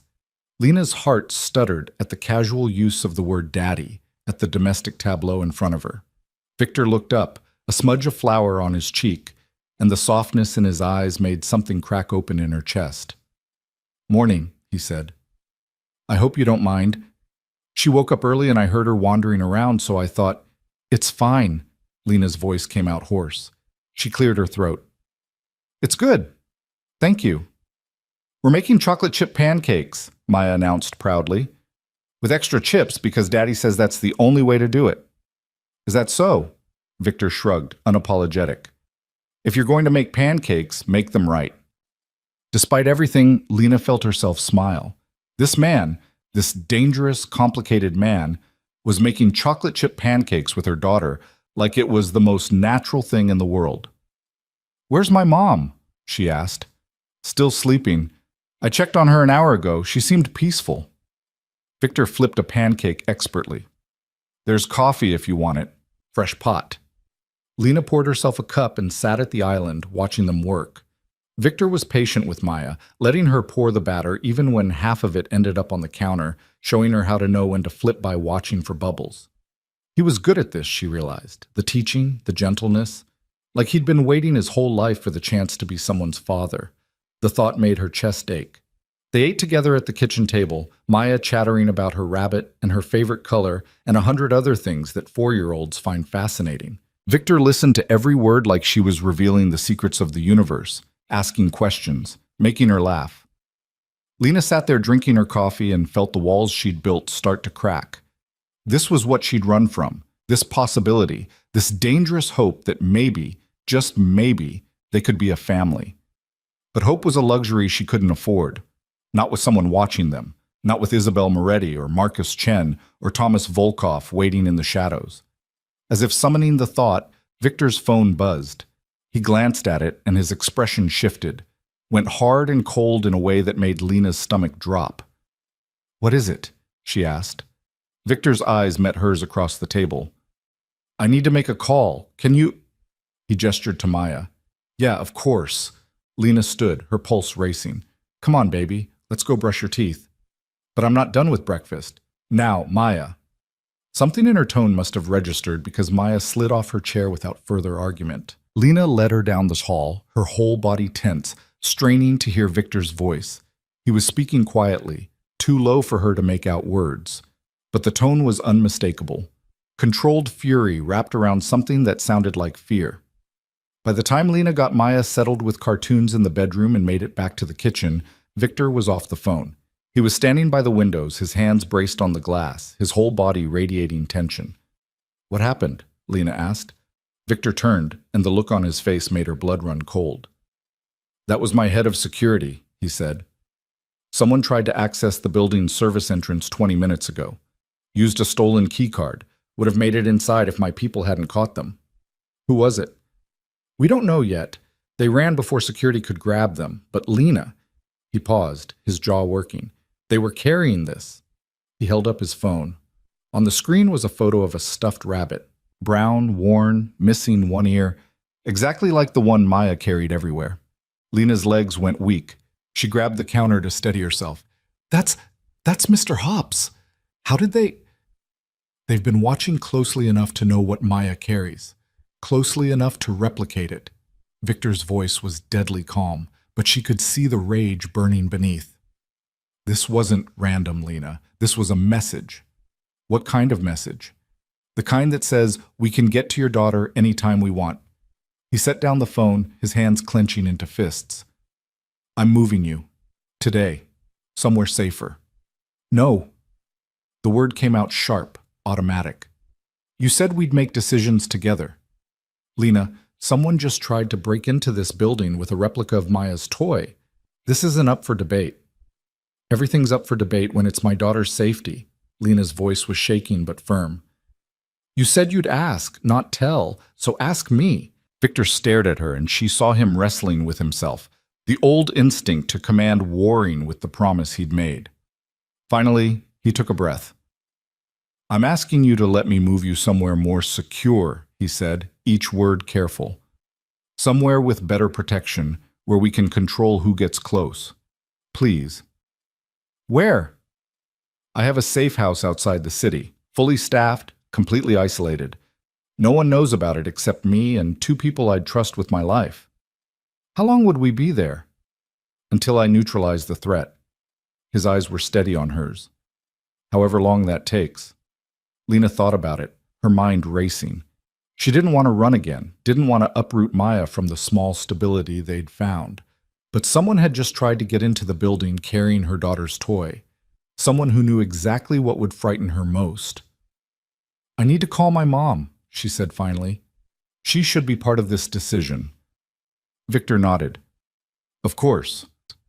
Carol was awake when Lena went to her room, sitting up in bed with a book. She looked better this morning, some color back in her face, and Lena felt a surge of relief. At least something was going right. Mom, we need to talk. By the time Lena finished explaining, Carol's expression had gone from concern to fury. We're leaving, she said flatly. Today. Back to Oregon, back to... We can't. Lena sat on the edge of the bed. Whoever this is, they'll follow us. Victor has resources to protect us. We don't. Victor is the reason we're in danger in the first place. Maybe, or maybe I am, just by existing. Lena ran her hands through her hair. I don't know anymore, Mom, but I know that running didn't work the first time, and it won't work now. Carol studied her daughter with those sharp, knowing eyes. You still love him. It wasn't a question. I don't... Lena stopped. I don't know what I feel, but Maya deserves to know her father, and he deserves a chance to protect his daughter, even if it means putting yourselves in his hands. Even then. Carol was quiet for a long moment. Then she sighed, deep and tired. Okay, we'll go to this safe house, but Lena, if this goes wrong, if he turns out to be the man you ran from, promise me you'll leave. I promise. They packed quickly, efficiently, taking only what they'd need. Victor had already arranged transportation, an unmarked SUV with tinted windows and a driver he trusted. He loaded their bags himself, his movements quick and precise, and Lena saw the old Victor in the way he moved, the crime boss who'd commanded an empire with ruthless efficiency. It should have scared her. Instead, it made her feel oddly safe. They left within the hour, Maya buckled between Lena and Carol in the back seat, Victor in the front beside the driver. The city slid past outside the windows, familiar streets giving way to suburbs and then open highway. Maya fell asleep against Lena's shoulder, worn out from the early morning and the excitement. Carol stared out the window, her expression unreadable, and Lena sat there between her mother and her daughter, watching the back of Victor's head, and wondered what the hell she was doing. Trusting a man she'd run from, moving to a safe house she'd never seen, putting her daughter's life in the hands of someone who used to solve problems with violence. But when Victor turned to check on them, when his eyes met hers with such fierce protectiveness, Lena felt something shift inside her. Maybe trust wasn't about being certain. Maybe it was about taking a leap and hoping someone would catch you. "How much further?" she asked quietly. "Another hour," Victor said. "Try to rest." Lena closed her eyes and leaned her head back, Maya's warm weight against her side, and tried not to think about what came next. Tried not to think about Isabel Moretti or Marcus Chen or Thomas Volkov. Tried not to think about the fact that someone out there wanted to use her daughter as leverage. And tried very hard not to think about the way her heart had jumped when Victor said, "I never stopped loving you." 1 week, she'd promised him. 4 days left to see if the man she'd run from could become the man she needed. 4 days to figure out if trust was even possible. Outside the window, the city disappeared behind them, and Lena felt like she was falling, into danger, into hope, into something she couldn't name. All she could do was hold on to Maya and hope Victor caught them both before they hit the ground. The safe house appeared through the trees like something out of a dream or a fortress, set on 20 acres of wooded land 2 hours outside Chicago. It was a modern structure of glass and stone that somehow managed to look both elegant and impenetrable. High walls surrounded the perimeter, cameras visible at regular intervals, and Lena counted at least 3 security personnel before they even reached the gate. Victor's driver spoke into a comm system, and the heavy iron gate swung open silently. They drove up a winding driveway flanked by towering oaks, their bare branches stark against the gray winter sky. Maya stirred against Lena's shoulder, blinking awake. "Where are we?" she asked, her voice thick with sleep. "Somewhere safe, baby," Lena said, hoping it was true. The SUV pulled to a stop in front of the main entrance, and Victor was out before the engine died, opening Lena's door with a hand extended to help her out. She took it automatically, his grip warm and steady, and tried not to notice the way her pulse jumped at the contact. Carol climbed out on her own, her gaze sweeping the property with the sharp assessment of someone who'd learned to spot danger early. "This is quite the setup." "It needs to be," Victor said simply. He turned to Maya, who was rubbing her eyes and looking around with wide-eyed curiosity. "What do you think, sweetheart? Want to see inside?" Maya nodded, already reaching for his hand. The gesture was so natural, so unconscious, that Lena's throat tightened. 3 days. Her daughter had known her father for 3 days, and already she trusted him completely. The interior of the safe house was just as impressive as the exterior. Warm wood floors, high ceilings with exposed beams, floor-to-ceiling windows that looked out over the woods. But Lena noticed the details Victor probably thought she'd miss. The reinforced door frames, the panic buttons discreetly placed on walls, the way every window had both regular glass and what looked like steel shutters that could be deployed at the touch of a button. This wasn't just a house. It was a bunker disguised as a luxury retreat. A woman appeared from what Lena assumed was the kitchen, mid-40s, athletic build, with short-cropped blonde hair and eyes that took in everything at once. She wore jeans and a sweater, but Lena recognized the bulge of a weapon at her hip. "This is Sarah," Victor said, "head of security here. Anything you need, she can help." Sarah nodded at them, her expression professional but not unfriendly. "Welcome. I've prepared the east wing for you. 3 bedrooms, private sitting area, full bathroom. Mr. Hale thought you might appreciate some privacy." "Thank you," Lena said, though the formality of it all made her uncomfortable. This wasn't a vacation. This was protective custody, no matter how nice the accommodations. Sarah showed them to their rooms, pointing out security features as they went. Each bedroom had its own panic button. The windows were bulletproof. There were safe rooms on each floor, accessible through hidden doors that looked like ordinary walls. "Are we expecting to be attacked?" Carol asked dryly. "No, ma'am," Sarah replied, "but Mr. Hale believes in being prepared." "That's one word for it," Carol muttered. Maya, oblivious to the undercurrents, was already exploring her room, a space that Victor had clearly prepared specifically for her. There were books on the shelves, toys in a chest by the window, and art supplies laid out on a small table. Even Mr. Hops had a twin sitting on the bed, this one with both ears intact. "Mama, look!" Maya ran to the window, pressing her hands against the glass. "There's a swing set outside." Lena looked and saw an elaborate wooden play structure tucked into a clearing in the trees, complete with swings, a slide, and what looked like a small climbing wall. "When did you have time to set this up?" she asked Victor quietly. "I had it installed 2 years ago," he said, not meeting her eyes. "Just in case." The words hit her like a physical blow. 2 years ago. Before he knew Maya existed, before he had any reason to build a play structure at his safe house except the desperate hope that someday, somehow, he might need it. He'd been preparing for a child he didn't know he had, for a family he'd lost. "Victor," her voice broke. "I should let you get settled," he said quickly, already backing toward the door. "Sarah will bring up some lunch. If you need anything, just ask." He was gone before Lena could find words, leaving her standing in her daughter's new bedroom, staring at a swing set built on faith and heartbreak.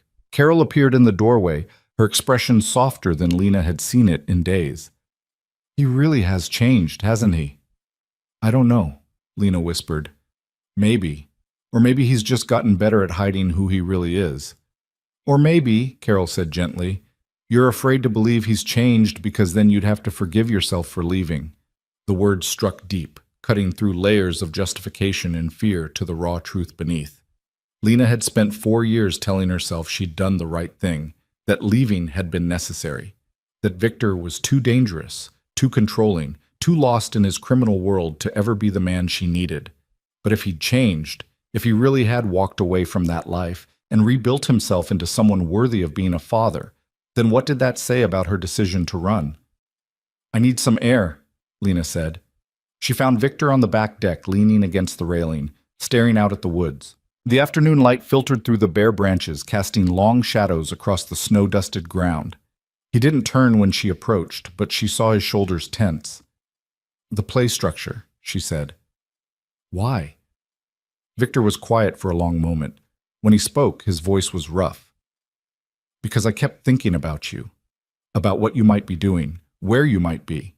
And I thought, if you had a child, they'd need somewhere safe to play, somewhere they could be a kid without being afraid. You didn't know about Maya." "No, but I hoped."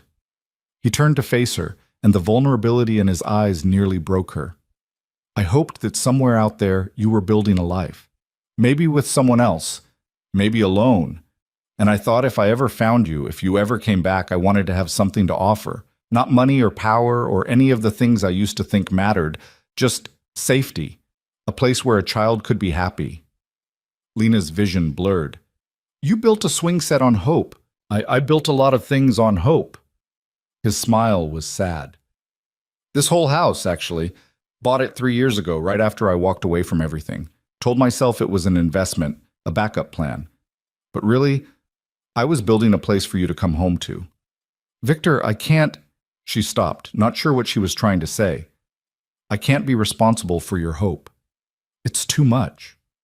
"I'm not asking you to be." He took a step closer, careful not to crowd her. "I'm just being honest.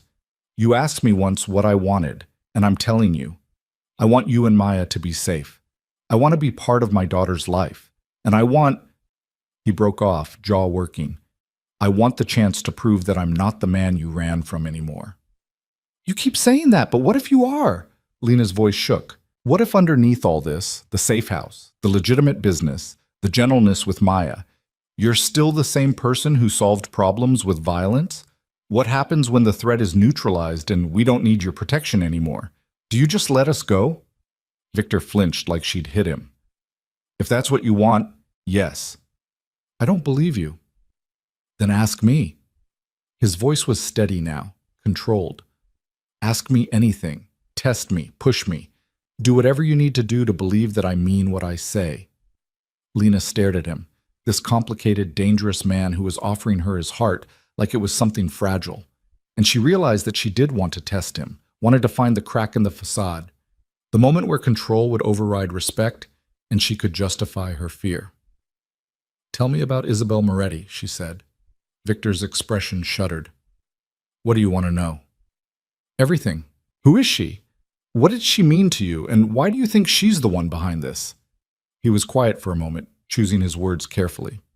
Isabel's family has been in organized crime for 3 generations. Her father ran most of the North Side operations before I consolidated power. The engagement was his idea, a way to unite territories, strengthen alliances. I was 28 and stupid enough to think business arrangements were how empires were built. "Did you love her?" "No." The answer was immediate, certain. I barely knew her. We had dinner a few times, attended events together. It was all performance. But Isabel... He stopped, his jaw tightening. Isabel wanted it to be real. She started talking about marriage like it was happening, making plans involving her family, and I let it go on too long because breaking it off would have caused problems I didn't want to deal with. "Until you met me." "Until I met you," he confirmed. And suddenly all those business arrangements and strategic alliances felt like cages. I ended things with Isabel 2 weeks after you started working for me. Told her it was over, that there would never be anything between us. "How did she take it?" Victor's laugh was bitter. "About as well as you'd expect. She called me every name in the book, threatened to have her father come after me, swore she'd make me regret it. But I thought, once she cooled down, she'd move on, find someone else. That was 3 years ago, and she's still calling." Lena's stomach twisted. "She's obsessed with you. She's obsessed with what I represented. Power, control, the ability to command a room with a word." He met Lena's eyes. "She doesn't know who I actually am. She never did." "But I did." "You did," he said softly. "You saw past all the performance to the person underneath, and you weren't impressed." Despite everything, Lena felt herself smile. "You were arrogant and controlling and used to getting your way." "I was," he agreed, "and you called me on it. Every single time. Do you know how rare that was? How terrifying and exhilarating it was to be with someone who wouldn't let me hide behind power? Is that why you fell in love with me? Because I challenged you?" "I fell in love with you because you made me want to be better." His voice was raw. "Because being around you made me realize how empty my life was. How hollow. I'd built this empire, commanded this respect, had everything I thought I wanted. And then you walked in with your ridiculous optimism and your refusal to be intimidated, and suddenly none of it mattered. The only thing that mattered was being worthy of you." Lena's chest ached. She remembered that version of Victor, the one who'd started leaving work early to have dinner with her, who'd asked about her day like he actually cared, who'd looked at her like she was the most important thing in his world. She'd fallen in love with that man, the one who existed in the spaces between the violence and the power plays. But she'd also seen the other side, the cold fury when someone crossed him, the calculated cruelty he could deploy with surgical precision, the way he'd lock her in the penthouse for days at a time when he decided the streets were too dangerous. "I saw you hurt people," she said quietly. "I watched you give orders that ended lives. How do I reconcile that with the man making pancakes with our daughter?" "You don't." Victor's voice was steady. "That man existed. Those things happened. I can't erase my past, Lena. All I can do is build something different in the present. And if Isabel forces you back into that world, if protecting us means becoming that man again, then I'll do what needs to be done." His eyes were hard now, unflinching. "But I won't enjoy it, and I won't let it consume me the way it did before, because I have something to come back to now. Someone to come back to." Before Lena could respond, Sarah appeared in the doorway. "Mr. Hale, you need to see this." The shift was instant. Victor's whole body went on alert, his expression hardening into something cold and focused. "What is it?" "Security footage from the city apartment 30 minutes ago." They followed Sarah into a room that Lena hadn't seen before, a full security center with monitors covering every angle of the safe house and apparently Victor's apartment in the city.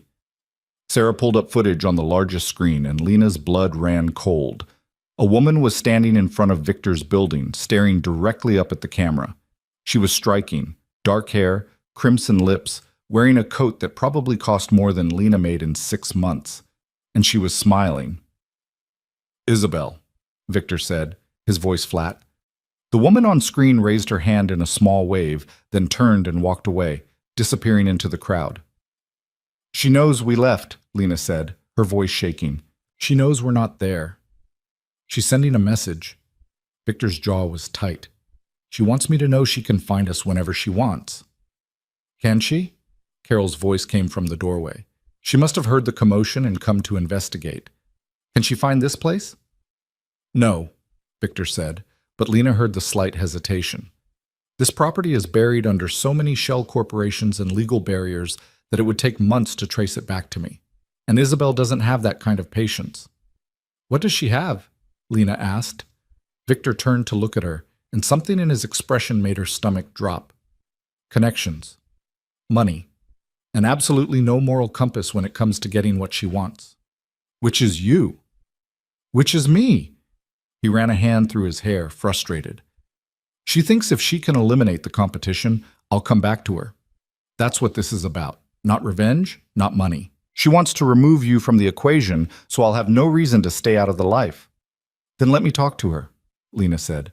"Absolutely not. Victor, if this is about me, let me handle it. I'll meet with her, explain that we're not together, that I'm not trying to No." The word was sharp, final. "You're not going anywhere near Isabel. She's dangerous, Lena.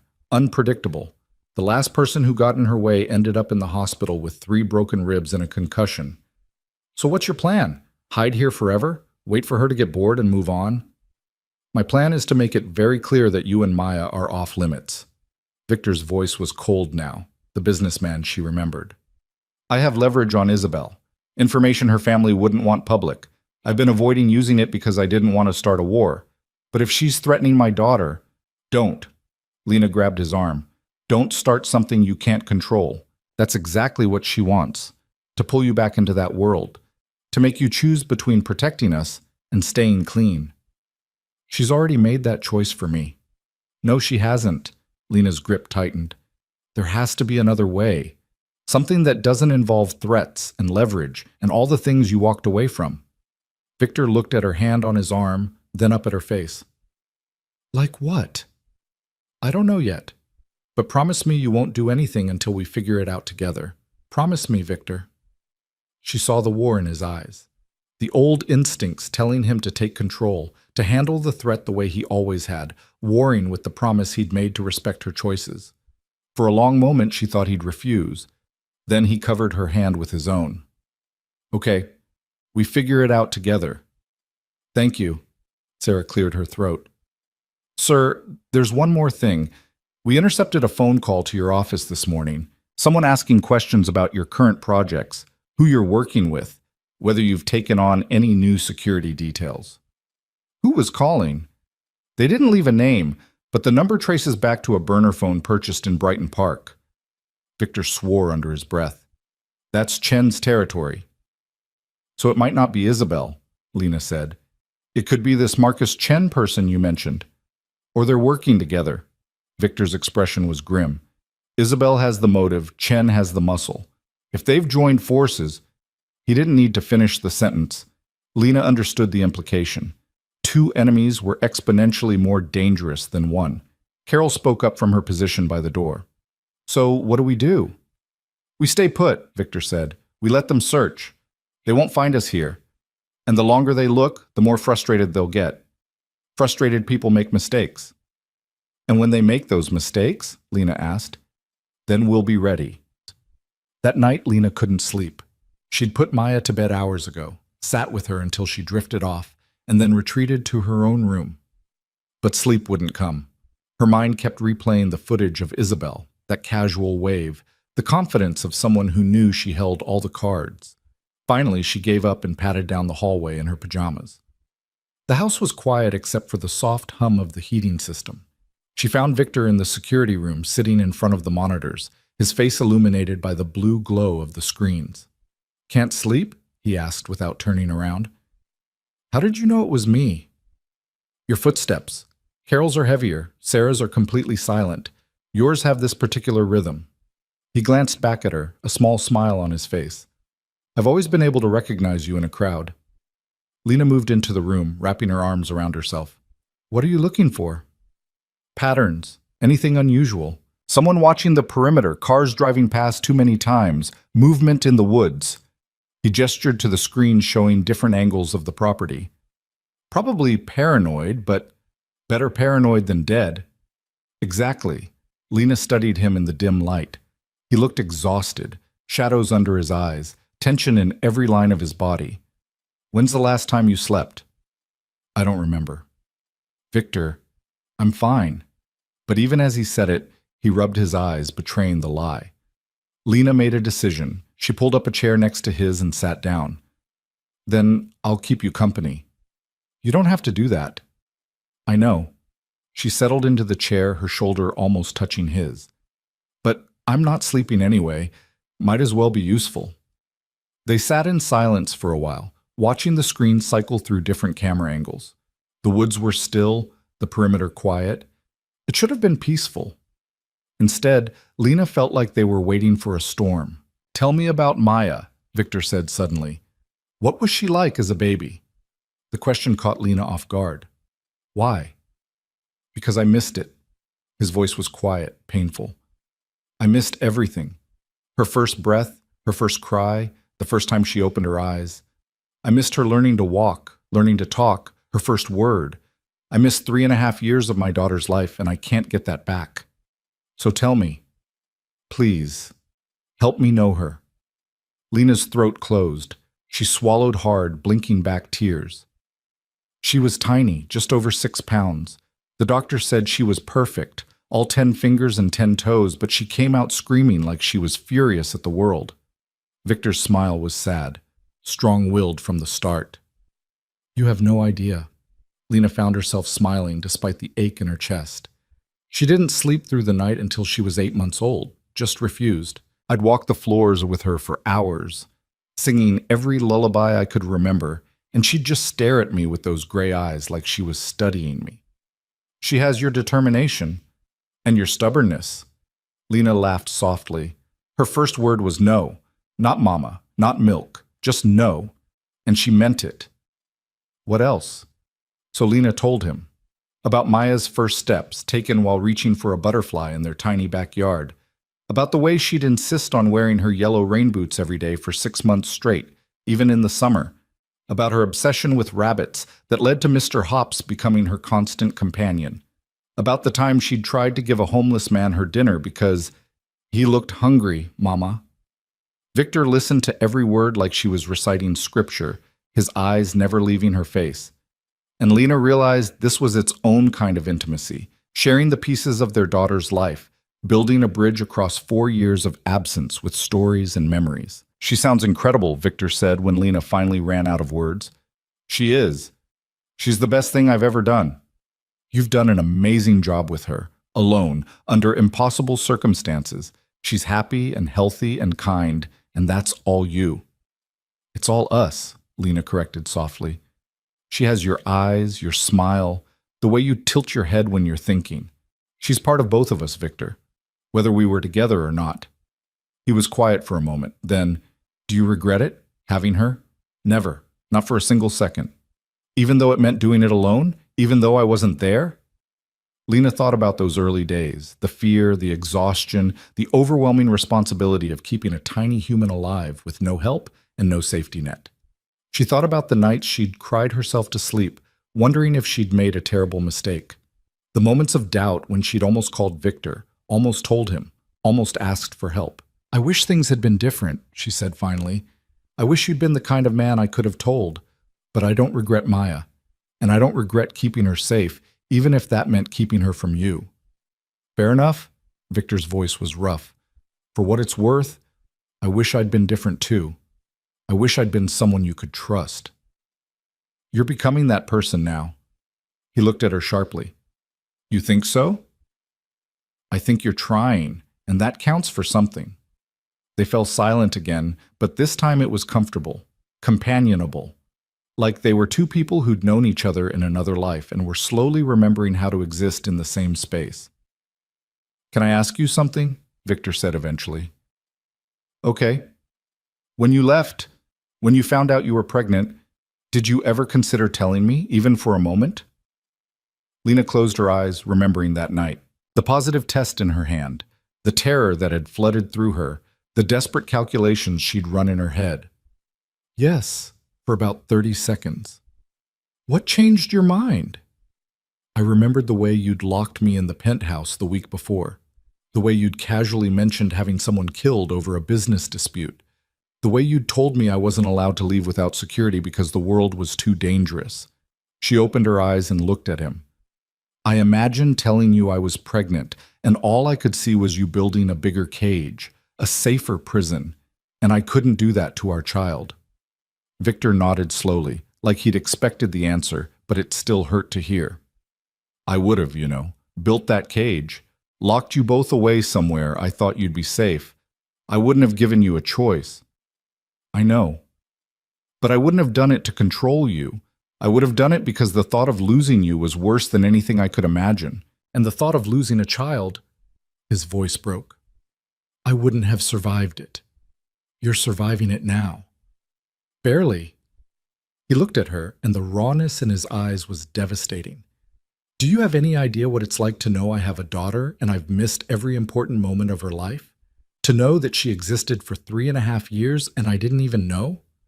Every day I was searching for you, she was out there growing up without me, learning to walk without me, saying her first words without me there to hear them."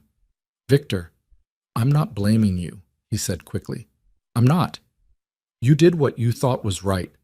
But Lena, it's killing me, knowing what I lost, what I can never get back."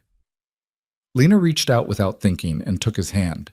His fingers closed around hers immediately, desperately, like he was drowning and she was the only solid thing in the world. "You can't get the past back," she said softly, "but you can build a future. You can be there for every moment from now on. First day of school, first lost tooth, first heartbreak. All of it. If you want to be. If you'll let me. I'm letting you." The words came out before she could stop them, but as soon as she said them, Lena knew they were true. "I'm here, aren't I? In your safe house, trusting you to protect us, telling you stories about our daughter. I'm letting you in, Victor. The question is whether you're going to prove I'm right to do it." He lifted her hand to his lips and pressed a kiss to her knuckles, the gesture so tender it made her chest ache. "I won't let you down. Either of you. I swear it." "Don't swear, just do it." "Okay." He lowered her hand but didn't let go. "Okay?" They sat like that for a long time, hands linked, watching the monitors cycle through their endless surveillance. And somewhere in the quiet darkness of the safe house, with danger circling outside and the future uncertain, Lena felt something shift inside her. Not forgiveness, not yet, but maybe the beginning of trust. And for now, that was enough. The attack came at dawn. Lena woke to the sound of alarms, loud and insistent, cutting through the quiet of the safe house like a knife. She was on her feet before her brain fully caught up, already moving toward Maya's room when Victor appeared in her doorway. "Stay here," he said, his voice hard and controlled. "Lock the door. Don't open it for anyone but me or Sarah." "What's happening?" "Someone triggered the perimeter sensors. Could be an animal, could be a person. Either way, I'm not taking chances." He was already moving down the hall, speaking into a comm unit clipped to his shirt. "Sarah, status."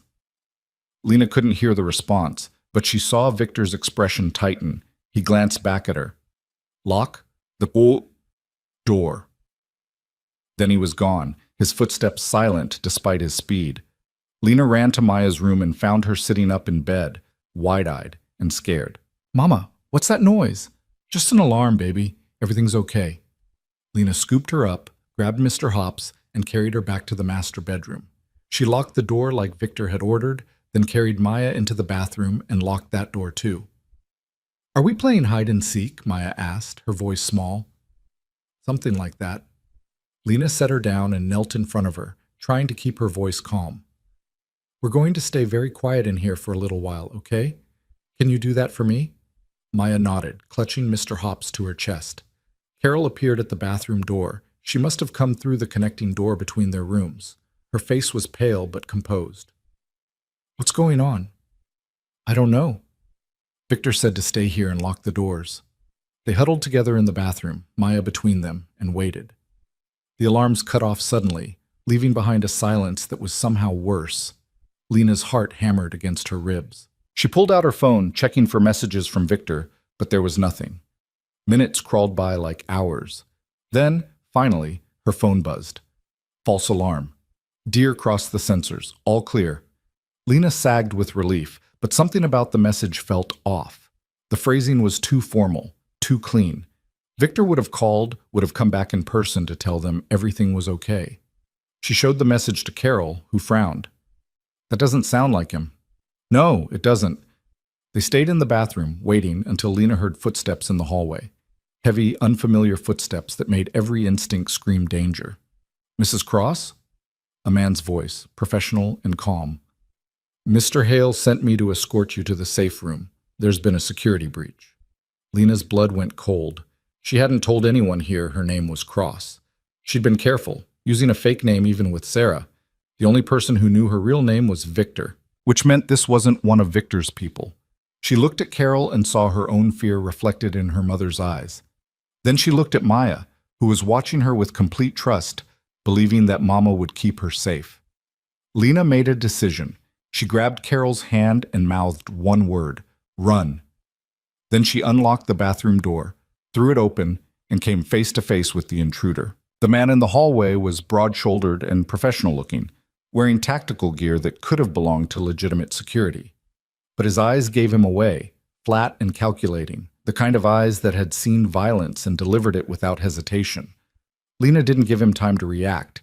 She threw herself forward, slamming the bathroom door into his face with all her weight. He stumbled back with a grunt of pain, and Lena grabbed Maya and ran. "Carol, go!" she screamed. They bolted down the hallway, Lena's bare feet slapping against the hardwood. Maya clutched tight against her chest. Behind them, the man cursed and gave chase.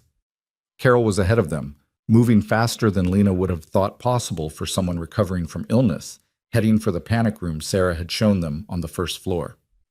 They made it to the stairs before Lena heard the second set of footsteps, someone coming up from below, cutting off their escape route. "This way." Carol veered left toward the west wing, and Lena followed blindly. They crashed through a door into what looked like a library, floor-to-ceiling bookshelves and leather furniture that would have been beautiful under different circumstances. Carol slammed the door and locked it, then grabbed a heavy armchair and shoved it against the door. "Help me!" Lena set Maya down and helped her mother pile furniture against the door. Chairs, side tables, anything they could move. Behind them, Maya was crying, silent tears streaming down her face as she clutched Mr. Hops. "Mama, I'm scared." "I know, baby, I know." Lena's voice was shaking. "But we're going to be okay. Daddy's coming. He's going to keep us safe." She hoped it was true. The door handle rattled. Then a voice came through, calm and female and utterly terrifying in its composure. "Mrs. Cross, this is getting tedious. Open the door and no one needs to get hurt." "Isabel." Lena's blood turned to ice. She grabbed her phone with trembling hands and dialed Victor. It rang once, twice, 3 times. No answer. She tried again. Nothing. "He can't help you," Isabel called through the door. "Victor's a bit tied up at the moment. Quite literally, actually. I have 4 men downstairs making sure he stays put while we have our little chat." "What do you want?" Lena forced the words out. "Just to talk, woman to woman, about the man we both love." "I'm calling the police." Isabel laughed, and the sound was like broken glass. "Go ahead. By the time they get here, this will all be over, one way or another." Carol was already on her phone dialing 911, whispering urgent details to the dispatcher, but Lena knew Isabel was right. They were 45 minutes from the nearest town. Help wouldn't come in time. "What did you do to Victor?" Lena demanded. "Nothing permanent? Yet." Isabel's voice was almost conversational. "Though I must say he's much less intimidating tied to a chair. All that power, all that control, and in the end he's just a man who can bleed like anyone else." Rage flooded through Lena, hot and consuming. If you hurt him, you'll what? You're locked in a room with your mother and a child, surrounded by my people. You have no leverage here, Lena. I hold all the cards. Then what do you want from me? I want you to disappear. Isabel's voice went cold. I want you to take that child and go back to whatever hole you crawled out of. I want you to leave Victor alone so he can return to the world where he belongs. With me. He doesn't belong with you, Lena shot back. He never did. That's where you're wrong. Something heavy hit the door, a shoulder maybe, testing the barricade. Victor needs someone who understands his nature, someone who won't flinch from the darkness in him. You made him weak, Lena. You made him think he could be something he's not. And when you ran, you nearly destroyed him. I saved him. You abandoned him. The composure cracked, raw fury bleeding through. He spent 3 years tearing himself apart looking for you, building a life he thought you'd want, becoming someone he thought would be worthy of you. And for what? So you could show up with his child and make him grovel for scraps of your attention? That's not what happened. Isn't it? Another hit against the door. The barricade shifted slightly. He's told you he loves you, hasn't he? Begged for a chance to prove himself? And you've kept him at arm's length, using his daughter as leverage, making him jump through hoops like a trained dog. It's pathetic. Lena's hands were shaking with fury now. You don't know anything about us. I know Victor deserves better than someone who runs when things get difficult. I know he needs a partner who won't judge him for his past. And I know that you're standing between him and the life he should have had. The door shuddered as something heavier hit it, a battering ram maybe. The furniture barricade wouldn't hold much longer. Carol grabbed Lena's arm. The windows. Can we break them? Lena ran to the nearest window and looked out. They were on the second floor, too high to jump safely with Maya. But there was a ledge below, and beyond that, a balcony on the first floor.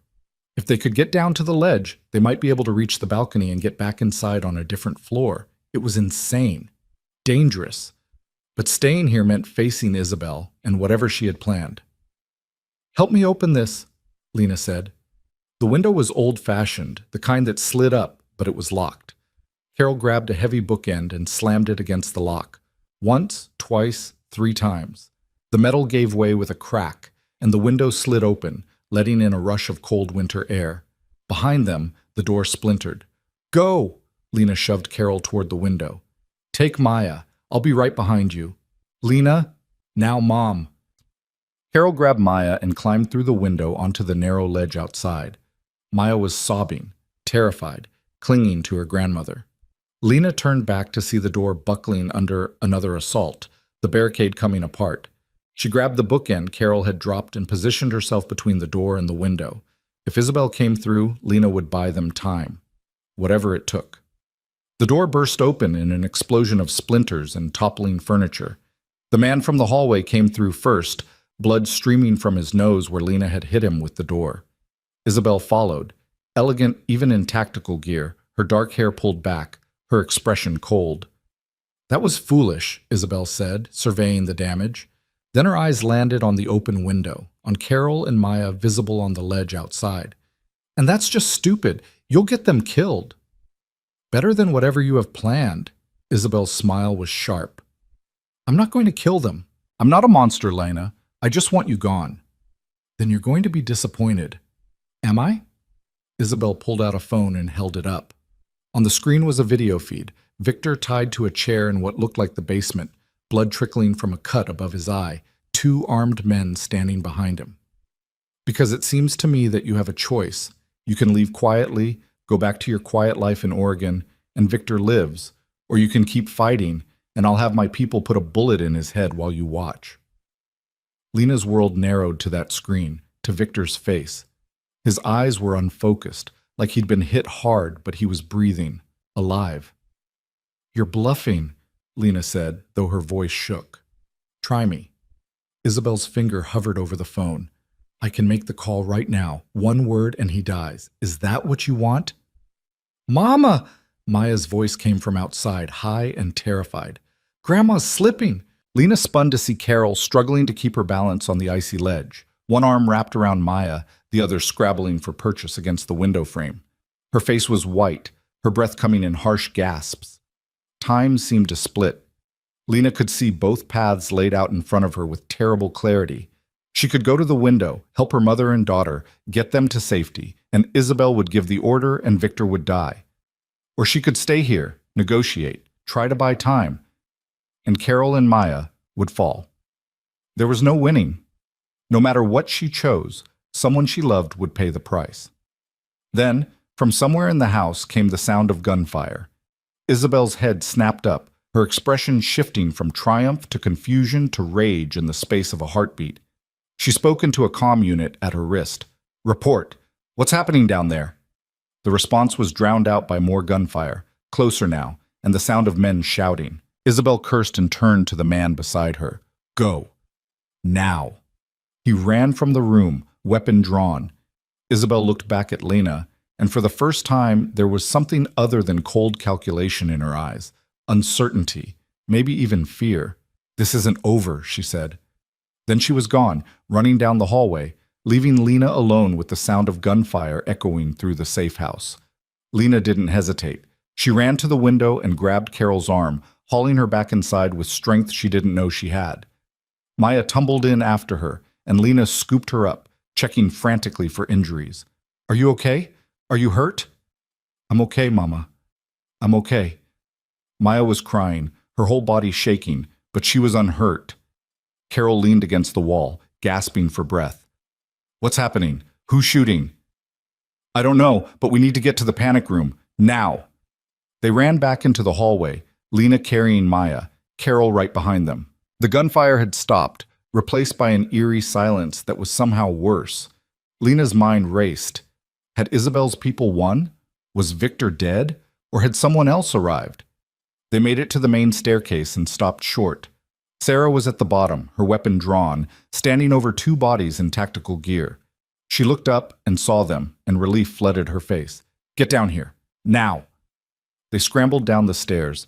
Sarah positioned herself between them and the hallway, her eyes scanning for threats. "Are you hurt?" "No. Where's Victor?"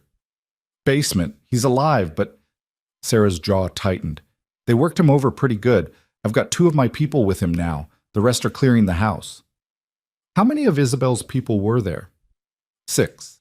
"We've neutralized 4. The other 2 ran, including a woman matching Isabel Moretti's description." Sarah keyed her comm. "West perimeter, do you have eyes on the runners?" A crackle of static, then, "Negative. They had a vehicle waiting, gone before we could intercept." Sarah swore under her breath. "We need to move you to a more secure location. This house is compromised." "I need to see Victor," Lena said. "Ma'am, I need to see him. Now." Sarah looked like she wanted to argue, but something in Lena's expression must have convinced her. "Okay, but you stay with me, and if I say run, you run. Understood?" Lena nodded. Sarah led them down to the basement, weapons still drawn, moving with the fluid efficiency of someone who'd done this 1,000 times. The basement was finished, with concrete floors and industrial lighting that cast harsh shadows. In the center of the space, Victor was slumped in a chair, his wrists zip-tied to the armrests, blood on his face and shirt. But he was conscious, and when he saw them, his whole body went rigid with relief and terror. "Lena, Maya," his voice was rough. "You're okay." "Thank God you're okay." Lena handed Maya to Carol and ran to him. Up close she could see the damage, a split lip, a cut above his eye, bruises already forming on his jaw and ribs. Rage flooded through her, hot and consuming. "Who did this to you?" "Doesn't matter. Are you hurt? Did they touch you?" "We're fine."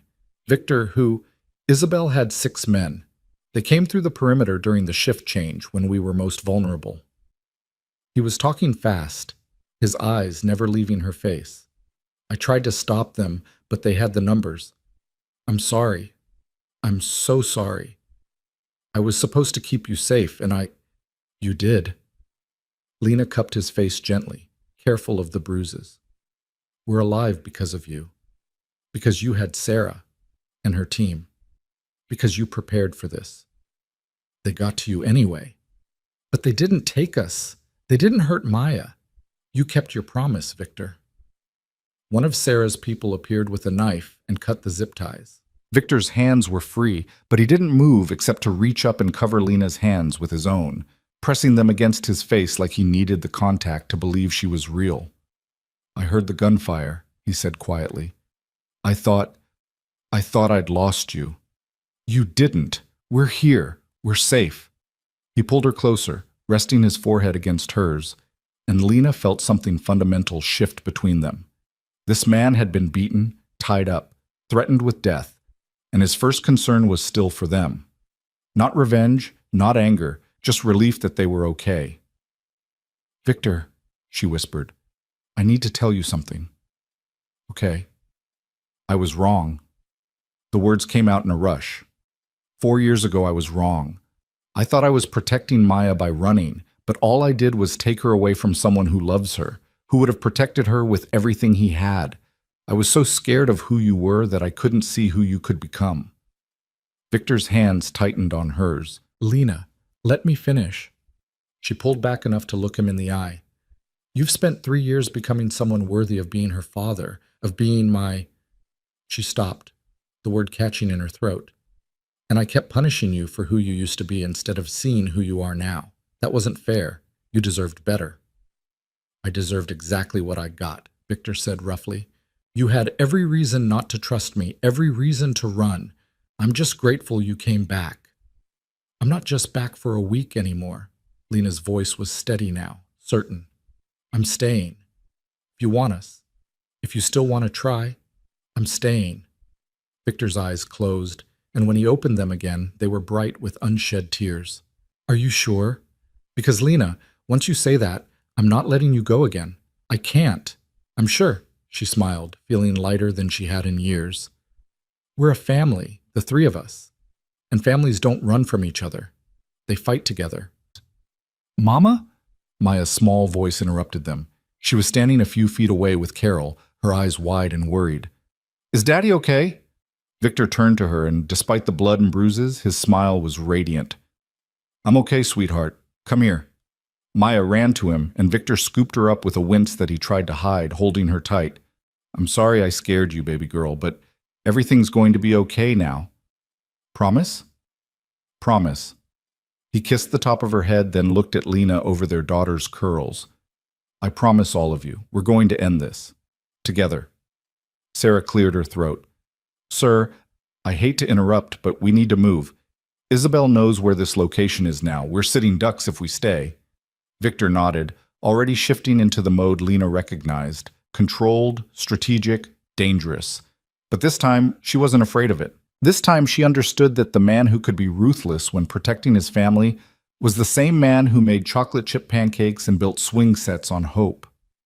"Where can we go?" Lena asked. "I have another property, smaller, more remote. No one knows about it except Sarah." Victor set Maya down carefully and stood, wincing. "We can regroup there, figure out our next move." "No." Lena's voice was firm. "No more running, no more hiding. We end this now." "Lena, it's too dangerous." "Everything's dangerous," she shot back. "Staying here is dangerous. Running is dangerous. But I'm done letting Isabel Moretti dictate our lives. You said you had leverage on her, so use it." Victor looked at her for a long moment. Then, slowly, he smiled. Not the gentle smile he gave Maya, but something sharper, more like the man he used to be. "You're sure about this?" "I'm sure. She came into your house. She threatened our daughter. She hurt you." Lena's hands clenched into fists. "She doesn't get to walk away from that." "Okay." Victor pulled out his phone, wincing as the movement pulled at his bruised ribs. "Sarah, get me secure comms, and find out where Isabel Moretti is right now. I don't care what it takes." "Yes, sir." Victor turned to Carol, who'd been watching all of this with sharp, assessing eyes. "Ma'am, I'm sorry you've been dragged into this.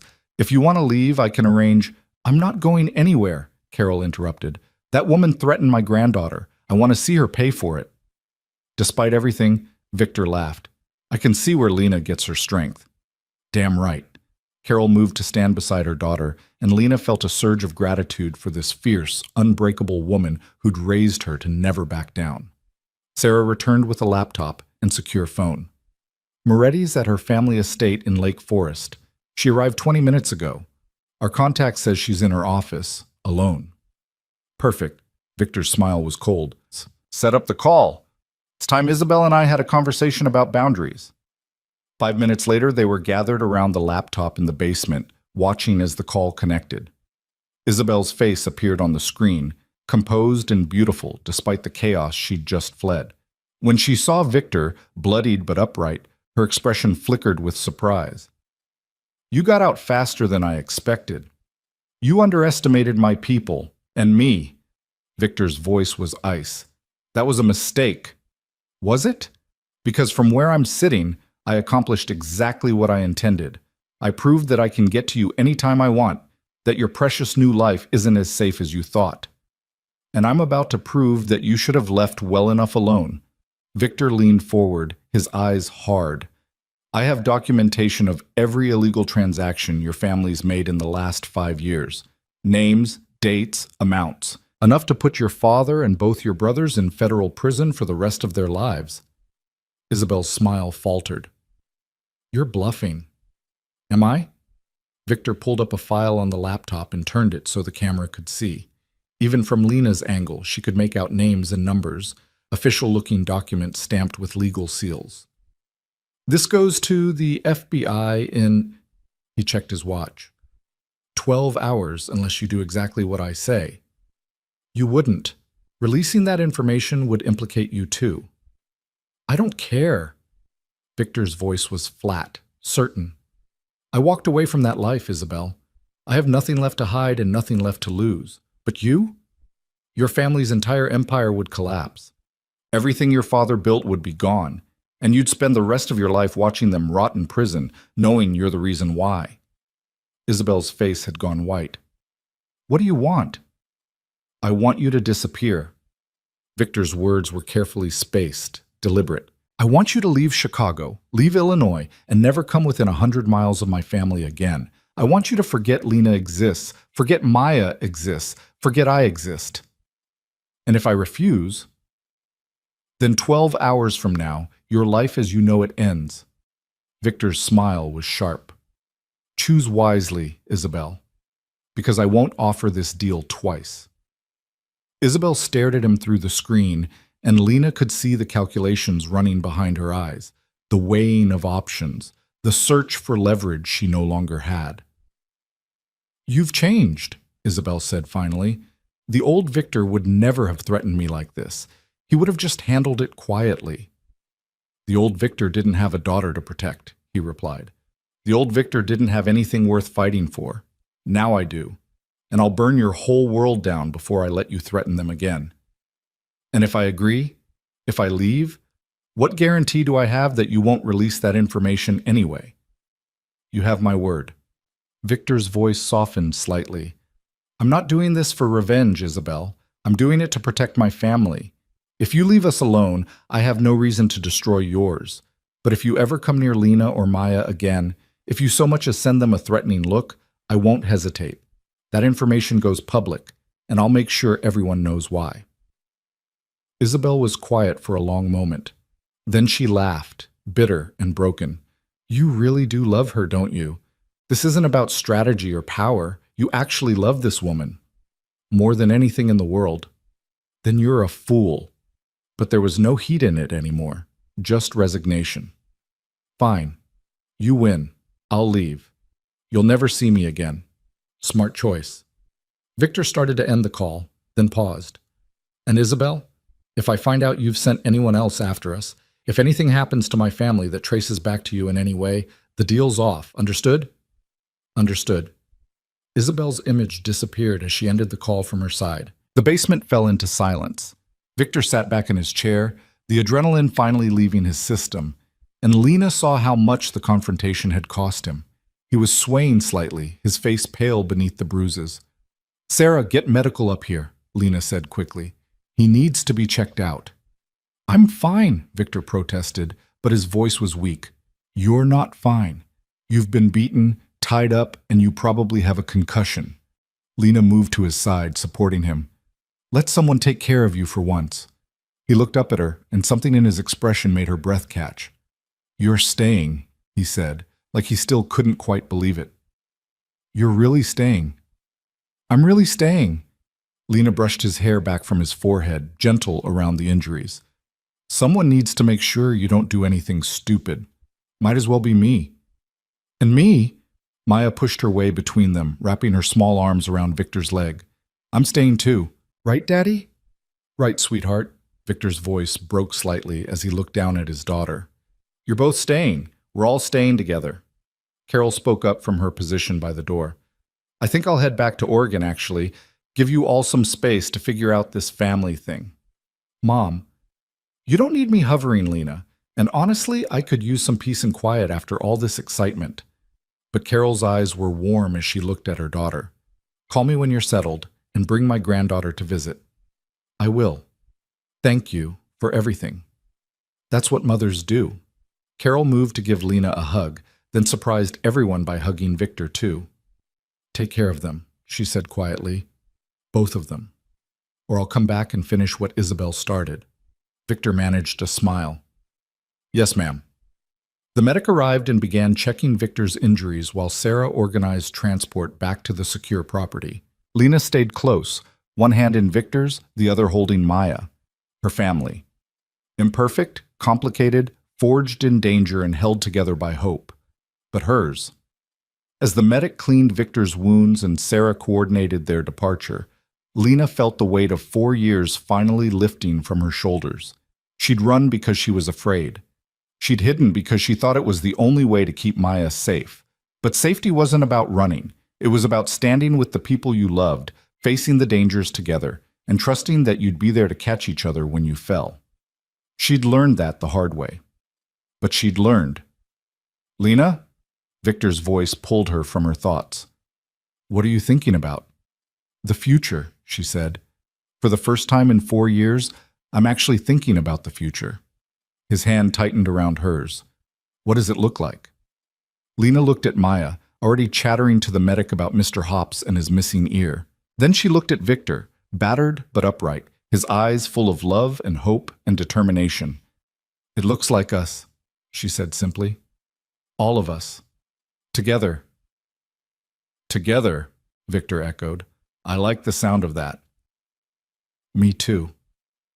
And for the first time since she'd walked into that Chicago cafe and locked eyes with the man she'd run from, Lena felt something she hadn't allowed herself to feel in years. Hope. Not the desperate, fragile hope of someone running from their past, but the solid, certain hope of someone ready to build a future. Whatever came next, whether Isabel kept her word, whether new threats emerged, whether the path ahead was smooth or full of obstacles, they'd face it together, as a family. And that was worth fighting for. The secure property Victor took them to was nothing like the safe house. It was smaller, older, a renovated farmhouse on 50 acres of land that rolled away in gentle hills toward a distant tree line. No high walls, no obvious security, just a worn gravel driveway, and a house that looked like it had been standing there for 100 years. But Lena noticed the cameras hidden in the eaves, the reinforced door frames, the way Sarah's team had positioned themselves around the perimeter before Victor even pulled the SUV to a stop. It's not much, Victor said as he helped Maya out of the car. The medic had cleared him with orders to rest, ice his ribs, and avoid getting beaten up for at least a week. But it's secure, and it's ours. Lena looked at the house, at the porch swing moving gently in the winter breeze, and felt something settle in her chest. This wasn't a fortress, it was a home. It's perfect, she said. They spent the rest of the day settling in.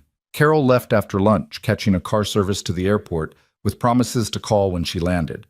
Maya explored every corner of the house with the boundless energy of a child who'd already forgotten the morning's terror, finding treasures in old closets and declaring the attic bedroom hers despite Victor's concerns about the stairs. By evening, Victor was moving stiffly, his bruises darkening to purple and black despite the ice packs.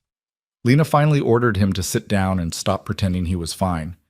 I'm fine, he protested, even as he lowered himself carefully onto the couch. You have 3 cracked ribs and a concussion. You're the opposite of fine. She handed him 2 pain pills and a glass of water. Take these. Rest. Let someone else be in charge for 5 minutes. Victor took the pills, but his eyes never left her face. I'm not used to being taken care of. Get used to it. Lena sat beside him, close enough that their shoulders touched. That's what families do. They take care of each other.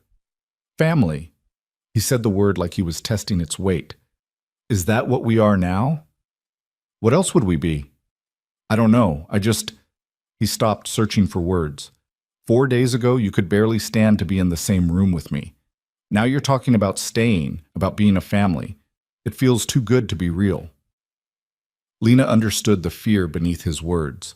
She'd felt it too, the terror of hoping for something you'd convinced yourself you could never have. But watching him with Maya over the past few days, seeing the man he'd become, she'd realized that fear was just another kind of prison. It's real, she said firmly. I'm real. Maya's real. This is happening, Victor. You just have to trust it. I'm trying. His voice was rough. But every time I close my eyes, I see Isabel's men coming through that door. I see you and Maya in danger, and I couldn't stop it. I couldn't protect you. You did protect us. We're alive because of you. But what if next time there won't be a next time? Lena took his hand, lacing their fingers together. Isabel's gone. You made sure of that. And if anyone else tries to threaten our family, we'll handle it. Together. Victor looked down at their joined hands, then up at her face. I love you, he said quietly. I know I've said it before, but I need you to hear it again. I love you, Lena. I loved you 4 years ago. I loved you every day you were gone, and I'll love you for the rest of my life. That's not going to change. Lena's throat tightened. She'd heard those words from him before, back when she'd thought love meant possession and protection meant control. But this was different. This love was offered freely, without demands or conditions. This love trusted her to choose, and she chose him. I love you too, she whispered. I think I never stopped. I had to learn to trust you again, to trust myself. Victor's eyes closed, and when he opened them again, they were bright with emotion. Say it again. I love you. The words came easier this time, more certain. I love you, Victor Hale, and I'm done running from it.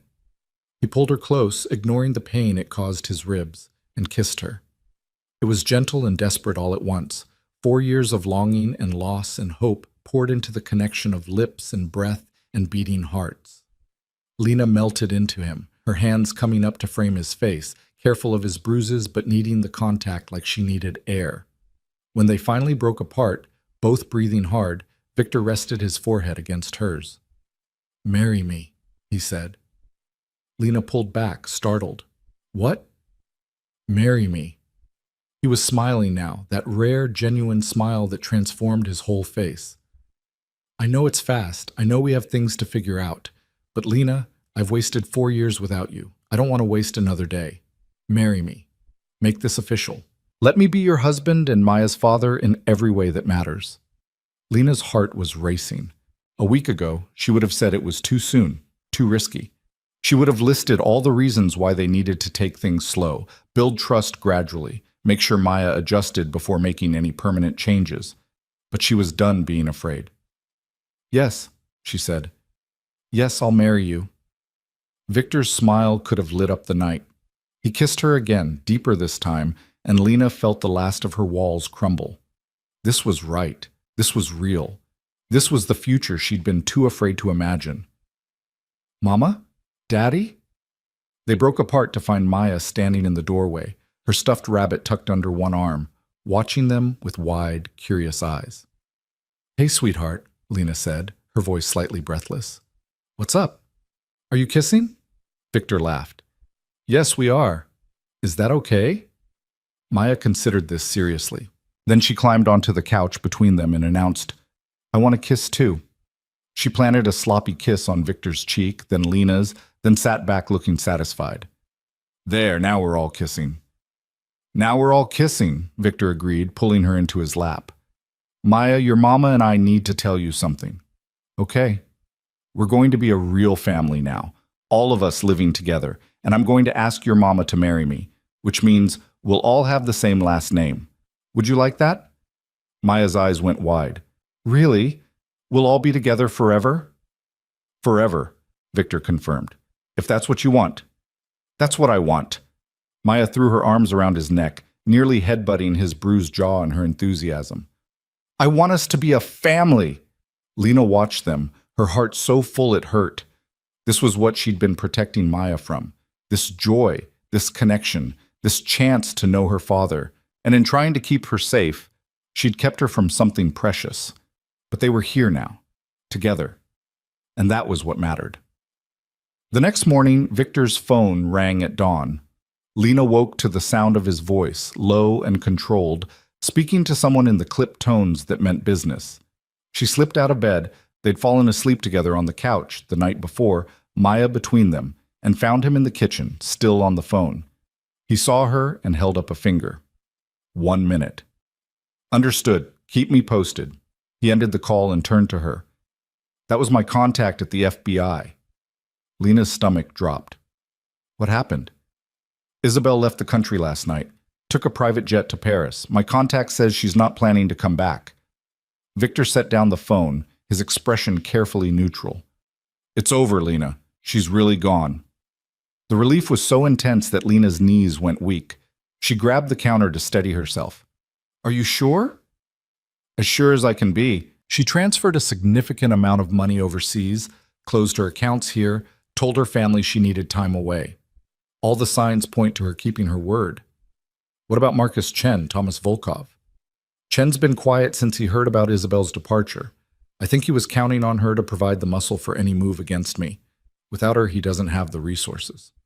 Victor moved closer, his hand settling on her waist. And Volkov reached out yesterday through a mutual contact. He wants to meet. Lena tensed. Is that safe? It's necessary. I need to make it clear that you and Maya are off limits, that anyone who comes after my family will face consequences they can't imagine. His voice was hard now, echoes of the man he used to be. But I'll meet him on neutral ground, with security. I'm not taking chances. When? Tomorrow. Downtown, public place, middle of the day. Sarah will be with me, and I'll have backup position throughout the area. He pulled her closer, careful of his ribs. I need to close this door, Lena. Make sure everyone from my old life understands that I'm done, that my family is protected, and then we can move forward without looking over our shoulders. Lena understood. This was the last piece, the final conversation that would let them truly start fresh. Okay, but I'm coming with you. Lena, I'm coming with you, she repeated firmly. You said we do this together. That means I don't sit home wondering if you're going to come back. I'm there, by your side, showing Volkov and anyone else watching that we're a united front. Victor studied her face, and she saw the moment he decided not to argue. Okay, but Maya stays here with Sarah's team, non-negotiable. Agreed. Lena had no intention of bringing their daughter anywhere near this meeting. We'll leave her with Sarah. She'll be safe here. They spent the rest of the day preparing. Victor made calls, arranged the meeting location, coordinated security. Lena talked to Maya about staying with Sarah for a few hours, framing it as a special playdate. And that night, after Maya was asleep, Victor went over every detail of the plan until Lena knew it by heart. The meeting was set for noon at Millennium Park, near the bean sculpture where tourists gathered in crowds thick enough to provide cover but sparse enough to spot threats. Victor would approach from the north, Lena from the south, meeting in the middle where Volkov would be waiting. Sarah and her team would be positioned in a perimeter, watching for any sign of trouble. What if he brings people? Lena asked. He will, but they'll be there as a show of respect, not a threat. Volkov's old school. He believes in protocol, in doing things the right way. This meeting is about establishing boundaries, not starting a war. And if you're wrong? Victor looked at her steadily. Then you run. Don't wait for me, don't try to help. You get to the extraction point and you let Sarah get you back to Maya. Promise me, Lena. She didn't want to promise. Every instinct screamed against leaving him if things went wrong, but she also knew that Maya needed at least one parent to come home. I promise, she said, but you better come back to us. Always. He kissed her forehead, then her lips, soft and lingering. I'll always come back to you. The next morning dawned cold and clear, winter sunlight glinting off the snow-covered ground. Lena dressed in layers, jeans, boots, a coat that concealed the panic button Victor had insisted she wear. Maya was still asleep when they left, Sarah sitting beside her bed with a book. a weapon within easy reach. The drive into the city was quiet. Victor held her hand the whole way, his thumb tracing circles on her palm, a small gesture of comfort that steadied them both. When they arrived at the park, he squeezed her hand once, hard. "Remember the plan. Stay visible. If anything feels wrong, you run." "I will." She squeezed back. Be careful." "You too." They separated, Victor heading north while Lena circled around to approach from the south. The park was busy despite the cold, tourists and locals mixing together in the holiday crowds. Lena spotted Sarah's team almost immediately. They were good, but Victor had told her what to look for.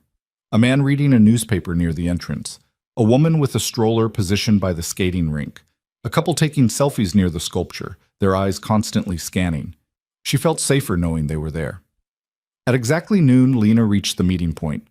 Victor was already there, standing with his hands in his pockets, looking relaxed despite the tension she knew he was feeling.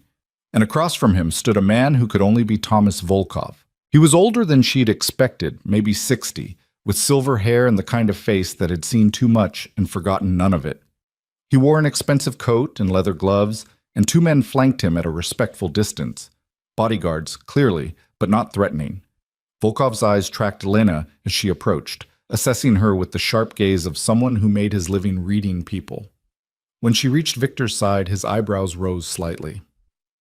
"So this is the woman who made Victor Hale give up his empire," Volkov said. His accent was thick, Russian vowels blurring the edges of his words. "I wondered what kind of person could accomplish such a thing." "I didn't make him give up anything," Lena said evenly. "He made that choice himself." "Did he?" Volkov smiled, but it didn't reach his eyes. "Or did you simply give him something he wanted more?" "Does it matter?" Victor's voice was cold. "I'm out, Thomas. Have been for 3 years. Whatever business we had together ended when I walked away. And yet you call me here demanding a meeting. That suggests our business is not quite finished." "Our business is finished. This is about making sure you understand the new rules." Victor's expression was hard, uncompromising. "My family is off limits. My partner, my daughter, anyone connected to me. You don't touch them, you don't threaten them, you don't even look at them sideways. Are we clear?" Volkov was quiet for a moment, studying Victor with those sharp, calculating eyes. "You have a daughter." "I do." "How old?" "That's none of your concern." "I have grandchildren," Volkov said, surprising them both. 3 of them. I would do anything to protect them, kill anyone who threatened them. So yes, Victor, I understand your position. Then you understand why I'm telling you this is your only warning. Anyone who comes after my family will not live to regret it. Is that a threat? It's a promise. Victor's voice dropped, went deadly quiet. I walked away from that life, Thomas, but I didn't forget how it worked. I still have connections. I still have resources. And I still know exactly how to dismantle someone who crosses me. The only difference now is that I have something worth fighting for, which makes me exponentially more dangerous than I ever was before. Volkov held his gaze for a long moment. Then, unexpectedly, he smiled. A real smile this time, with something almost like respect in it. "You have changed," he said. "The old Victor would have simply eliminated the threat without this conversation. This is better, more civilized."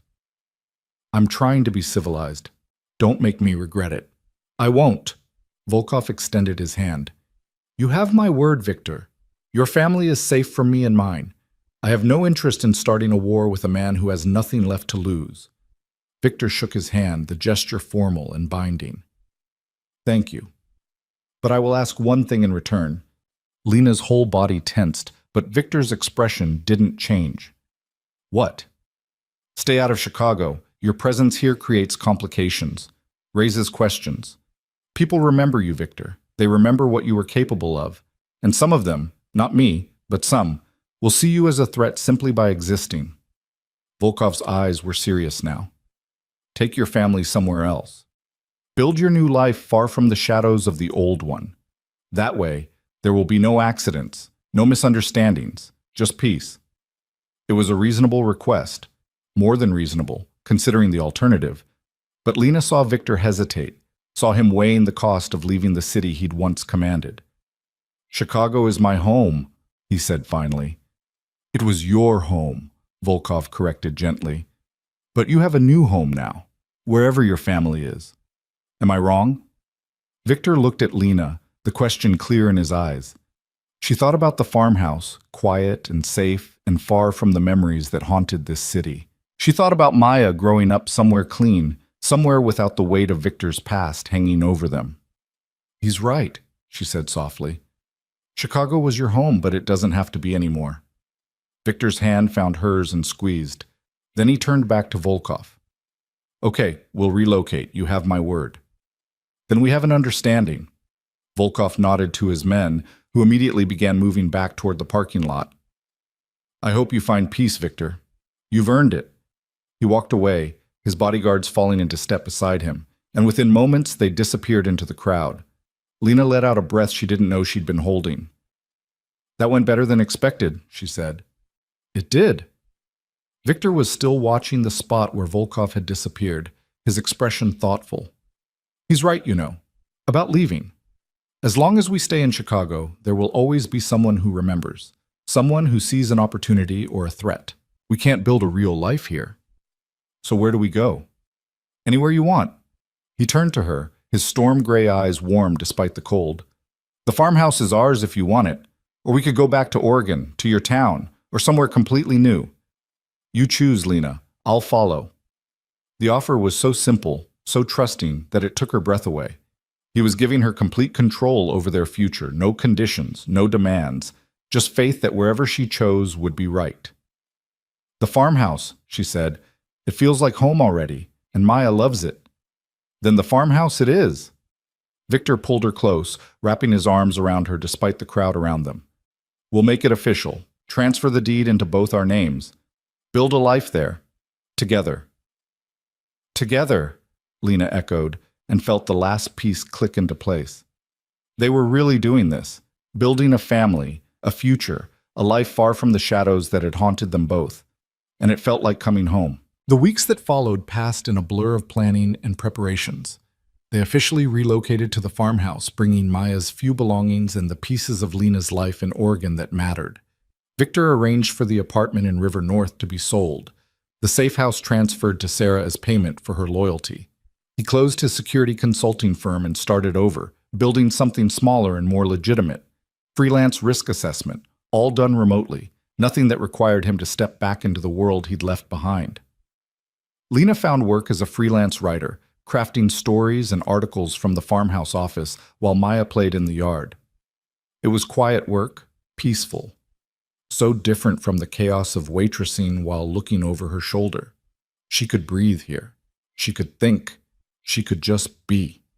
And every evening, when Victor came home from whatever project he was working on, they'd have dinner together as a family. Maya would chatter about her day, about the butterflies she'd seen or the fort she'd built in the woods. Victor would listen like she was describing miracles, and Lena would watch them, these two people she loved more than anything, and feel gratitude so intense it was almost painful. This was what she'd been afraid of 4 years ago, this connection, this vulnerability, this overwhelming love that made her dependent on someone else's presence. But she understood now that dependence and partnership were different things. Loving Victor didn't make her weak. It made her stronger, because she knew he'd catch her if she fell. And she'd catch him too. 2 months after the meeting with Volkov, on a Saturday morning bright with spring sunshine, they got married. It was a small ceremony in the backyard, just them and Maya and Sarah, and a justice of the peace Victor had known for years. No fancy dress, no elaborate decorations. Just vows spoken under an old oak tree while Maya stood between them, holding both their hands. I promise to love you, Victor said, his voice steady despite the emotion in his eyes. To respect your choices, to trust your judgment, and to never take your presence in my life for granted. I promise to be the father Maya deserves and the partner you need. And I promise that no matter what comes, we face it together, as a family. Lena's throat was tight with tears, but she managed to speak. I promise to trust you, even when it's hard. To believe in the man you've become, not the man you were. I promise to build this life with you, to raise our daughter together, and to never run from the love between us. You're my partner, my family, my home, and I choose you. Every day I choose you." The justice of the peace pronounced them husband and wife, and Victor kissed her while Maya cheered and Sarah applauded, and the spring birds sang in the trees above them. It was perfect, simple and honest and real, everything they'd fought for. That night, after Maya was asleep and Sarah had left, Lena and Victor sat on the porch swing, watching the stars come out over the fields. His arm was around her shoulders, her head resting against his chest, listening to the steady beat of his heart. "Do you have any regrets?" she asked quietly. "About what?" "Leaving your old life, giving up the power, the control, living quietly out here instead of commanding a city." Victor was quiet for a moment, thinking. "Sometimes I wonder what would have happened if I'd stayed. If I'd kept building that empire, accumulating more power, more influence. I probably could have owned half of Chicago by now. But then I wouldn't have this." He gestured to the farmhouse, the land, the life they'd built. "I wouldn't have you. I wouldn't have Maya. I wouldn't wake up every morning feeling like I matter for something other than fear and money. So no, Lena, I don't have regrets. This life, this quiet, normal life with you, is worth more than any empire." Lena turned to look up at him. "I was so wrong about you." "When?" 4 years ago. I thought you couldn't change. I thought the violence and control were fundamental parts of who you were. But they weren't. They were just armor, protection against a world that felt dangerous. And you taught me I didn't need that armor anymore," Victor said softly. "You taught me that being vulnerable wasn't the same as being weak, that loving someone meant trusting them to make their own choices, even if those choices took them away from you. I'm not going anywhere. I know." He kissed the top of her head. "And that still feels like a miracle sometimes." They sat in comfortable silence, watching the night deepen around them. Somewhere in the house, Maya was dreaming peacefully, safe and loved and surrounded by family. And here on the porch, two people who'd once thought they'd lost each other forever had found their way back to something better than they'd had before. Not perfect. They still had moments of friction, old patterns surfacing in arguments that had to be worked through with patience and communication. Victor still struggled with his instinct to control situations rather than trust others to handle them. Lena still had moments of doubt, old fears whispering that this was too good to last. But they worked through it, together. That was the promise they'd made, and the promise they kept. 3 years later, Maya started kindergarten at the local school. She was bright and curious and utterly fearless, with her father's determination and her mother's warmth. She told everyone who would listen about her daddy, who used to be important but gave it all up for love, and her mama who ran away but came back because families belonged together. The other parents found the story charming. They had no idea how literally true it was. Victor walked her to the bus stop every morning, holding her hand and carrying her backpack, looking like any other devoted father. And Lena watched from the window, her hand resting on the gentle swell of her belly. A new life growing, a brother or sister for Maya, another chance to get it right from the beginning. She'd told Victor about the pregnancy last week, watching his face transform from shock to joy to overwhelming tenderness. He dropped to his knees in front of her, pressed his face to her stomach, and cried. Happy tears this time. Grateful tears. "I get to be there from the start," he'd whispered. "I get to see it all." "You get to see it all," she'd confirmed. Now, watching him with Maya, Lena thought about how far they'd come. From that moment in the cafe when their eyes had met across the crowd. From the fear and running and desperate years apart. From the tentative first steps toward trust and the terrifying leap into love. They'd built something real here, something solid. A family forged not in perfection, but in the hard work of choosing each other every single day. Victor came back from the bus stop and found her at the window. He wrapped his arms around her from behind, his hands settling over hers on her belly. "What are you thinking about?" he asked. "Everything," she said. "The past, the future. How lucky we are. We make our own luck." But his voice was soft, agreeable. "Though I'll admit, finding you again felt like more than luck. Felt like fate. Do you believe in fate?" "I believe in second chances. And I believe that some things are worth fighting for, no matter how impossible they seem." He turned her around to face him, his storm-gray eyes warm with love. You were worth fighting for. Maya was worth fighting for. This life was worth every sacrifice I made to get here. Lena reached up and cupped his face, this complicated, beautiful man who'd torn down an empire to build a family. I love you. I love you too. He kissed her, slow and sweet and full of promise. Always. From somewhere down the road came the sound of children's laughter, the bus carrying Maya and her classmates to school. The sound of normal life, everyday life, the kind of life Lena had once thought they could never have. But they had it now. And they would protect it, nurture it, grow it into something even more beautiful with time. Together. Because that was what families did. They chose each other every single day and built a life worth living from the foundation of that choice. And in the end, that choice, that daily, conscious, determined choice to love and trust and stay, was the greatest power either of them had ever known. Far greater than empires built on fear, far stronger than walls built for protection. The power of choosing to stay, to fight, to love, even when it was hard. That was the power that had brought them here. And that was the power that would carry them forward into whatever future waited beyond this perfect, ordinary morning. Together, always together. And that was more than enough. It was everything.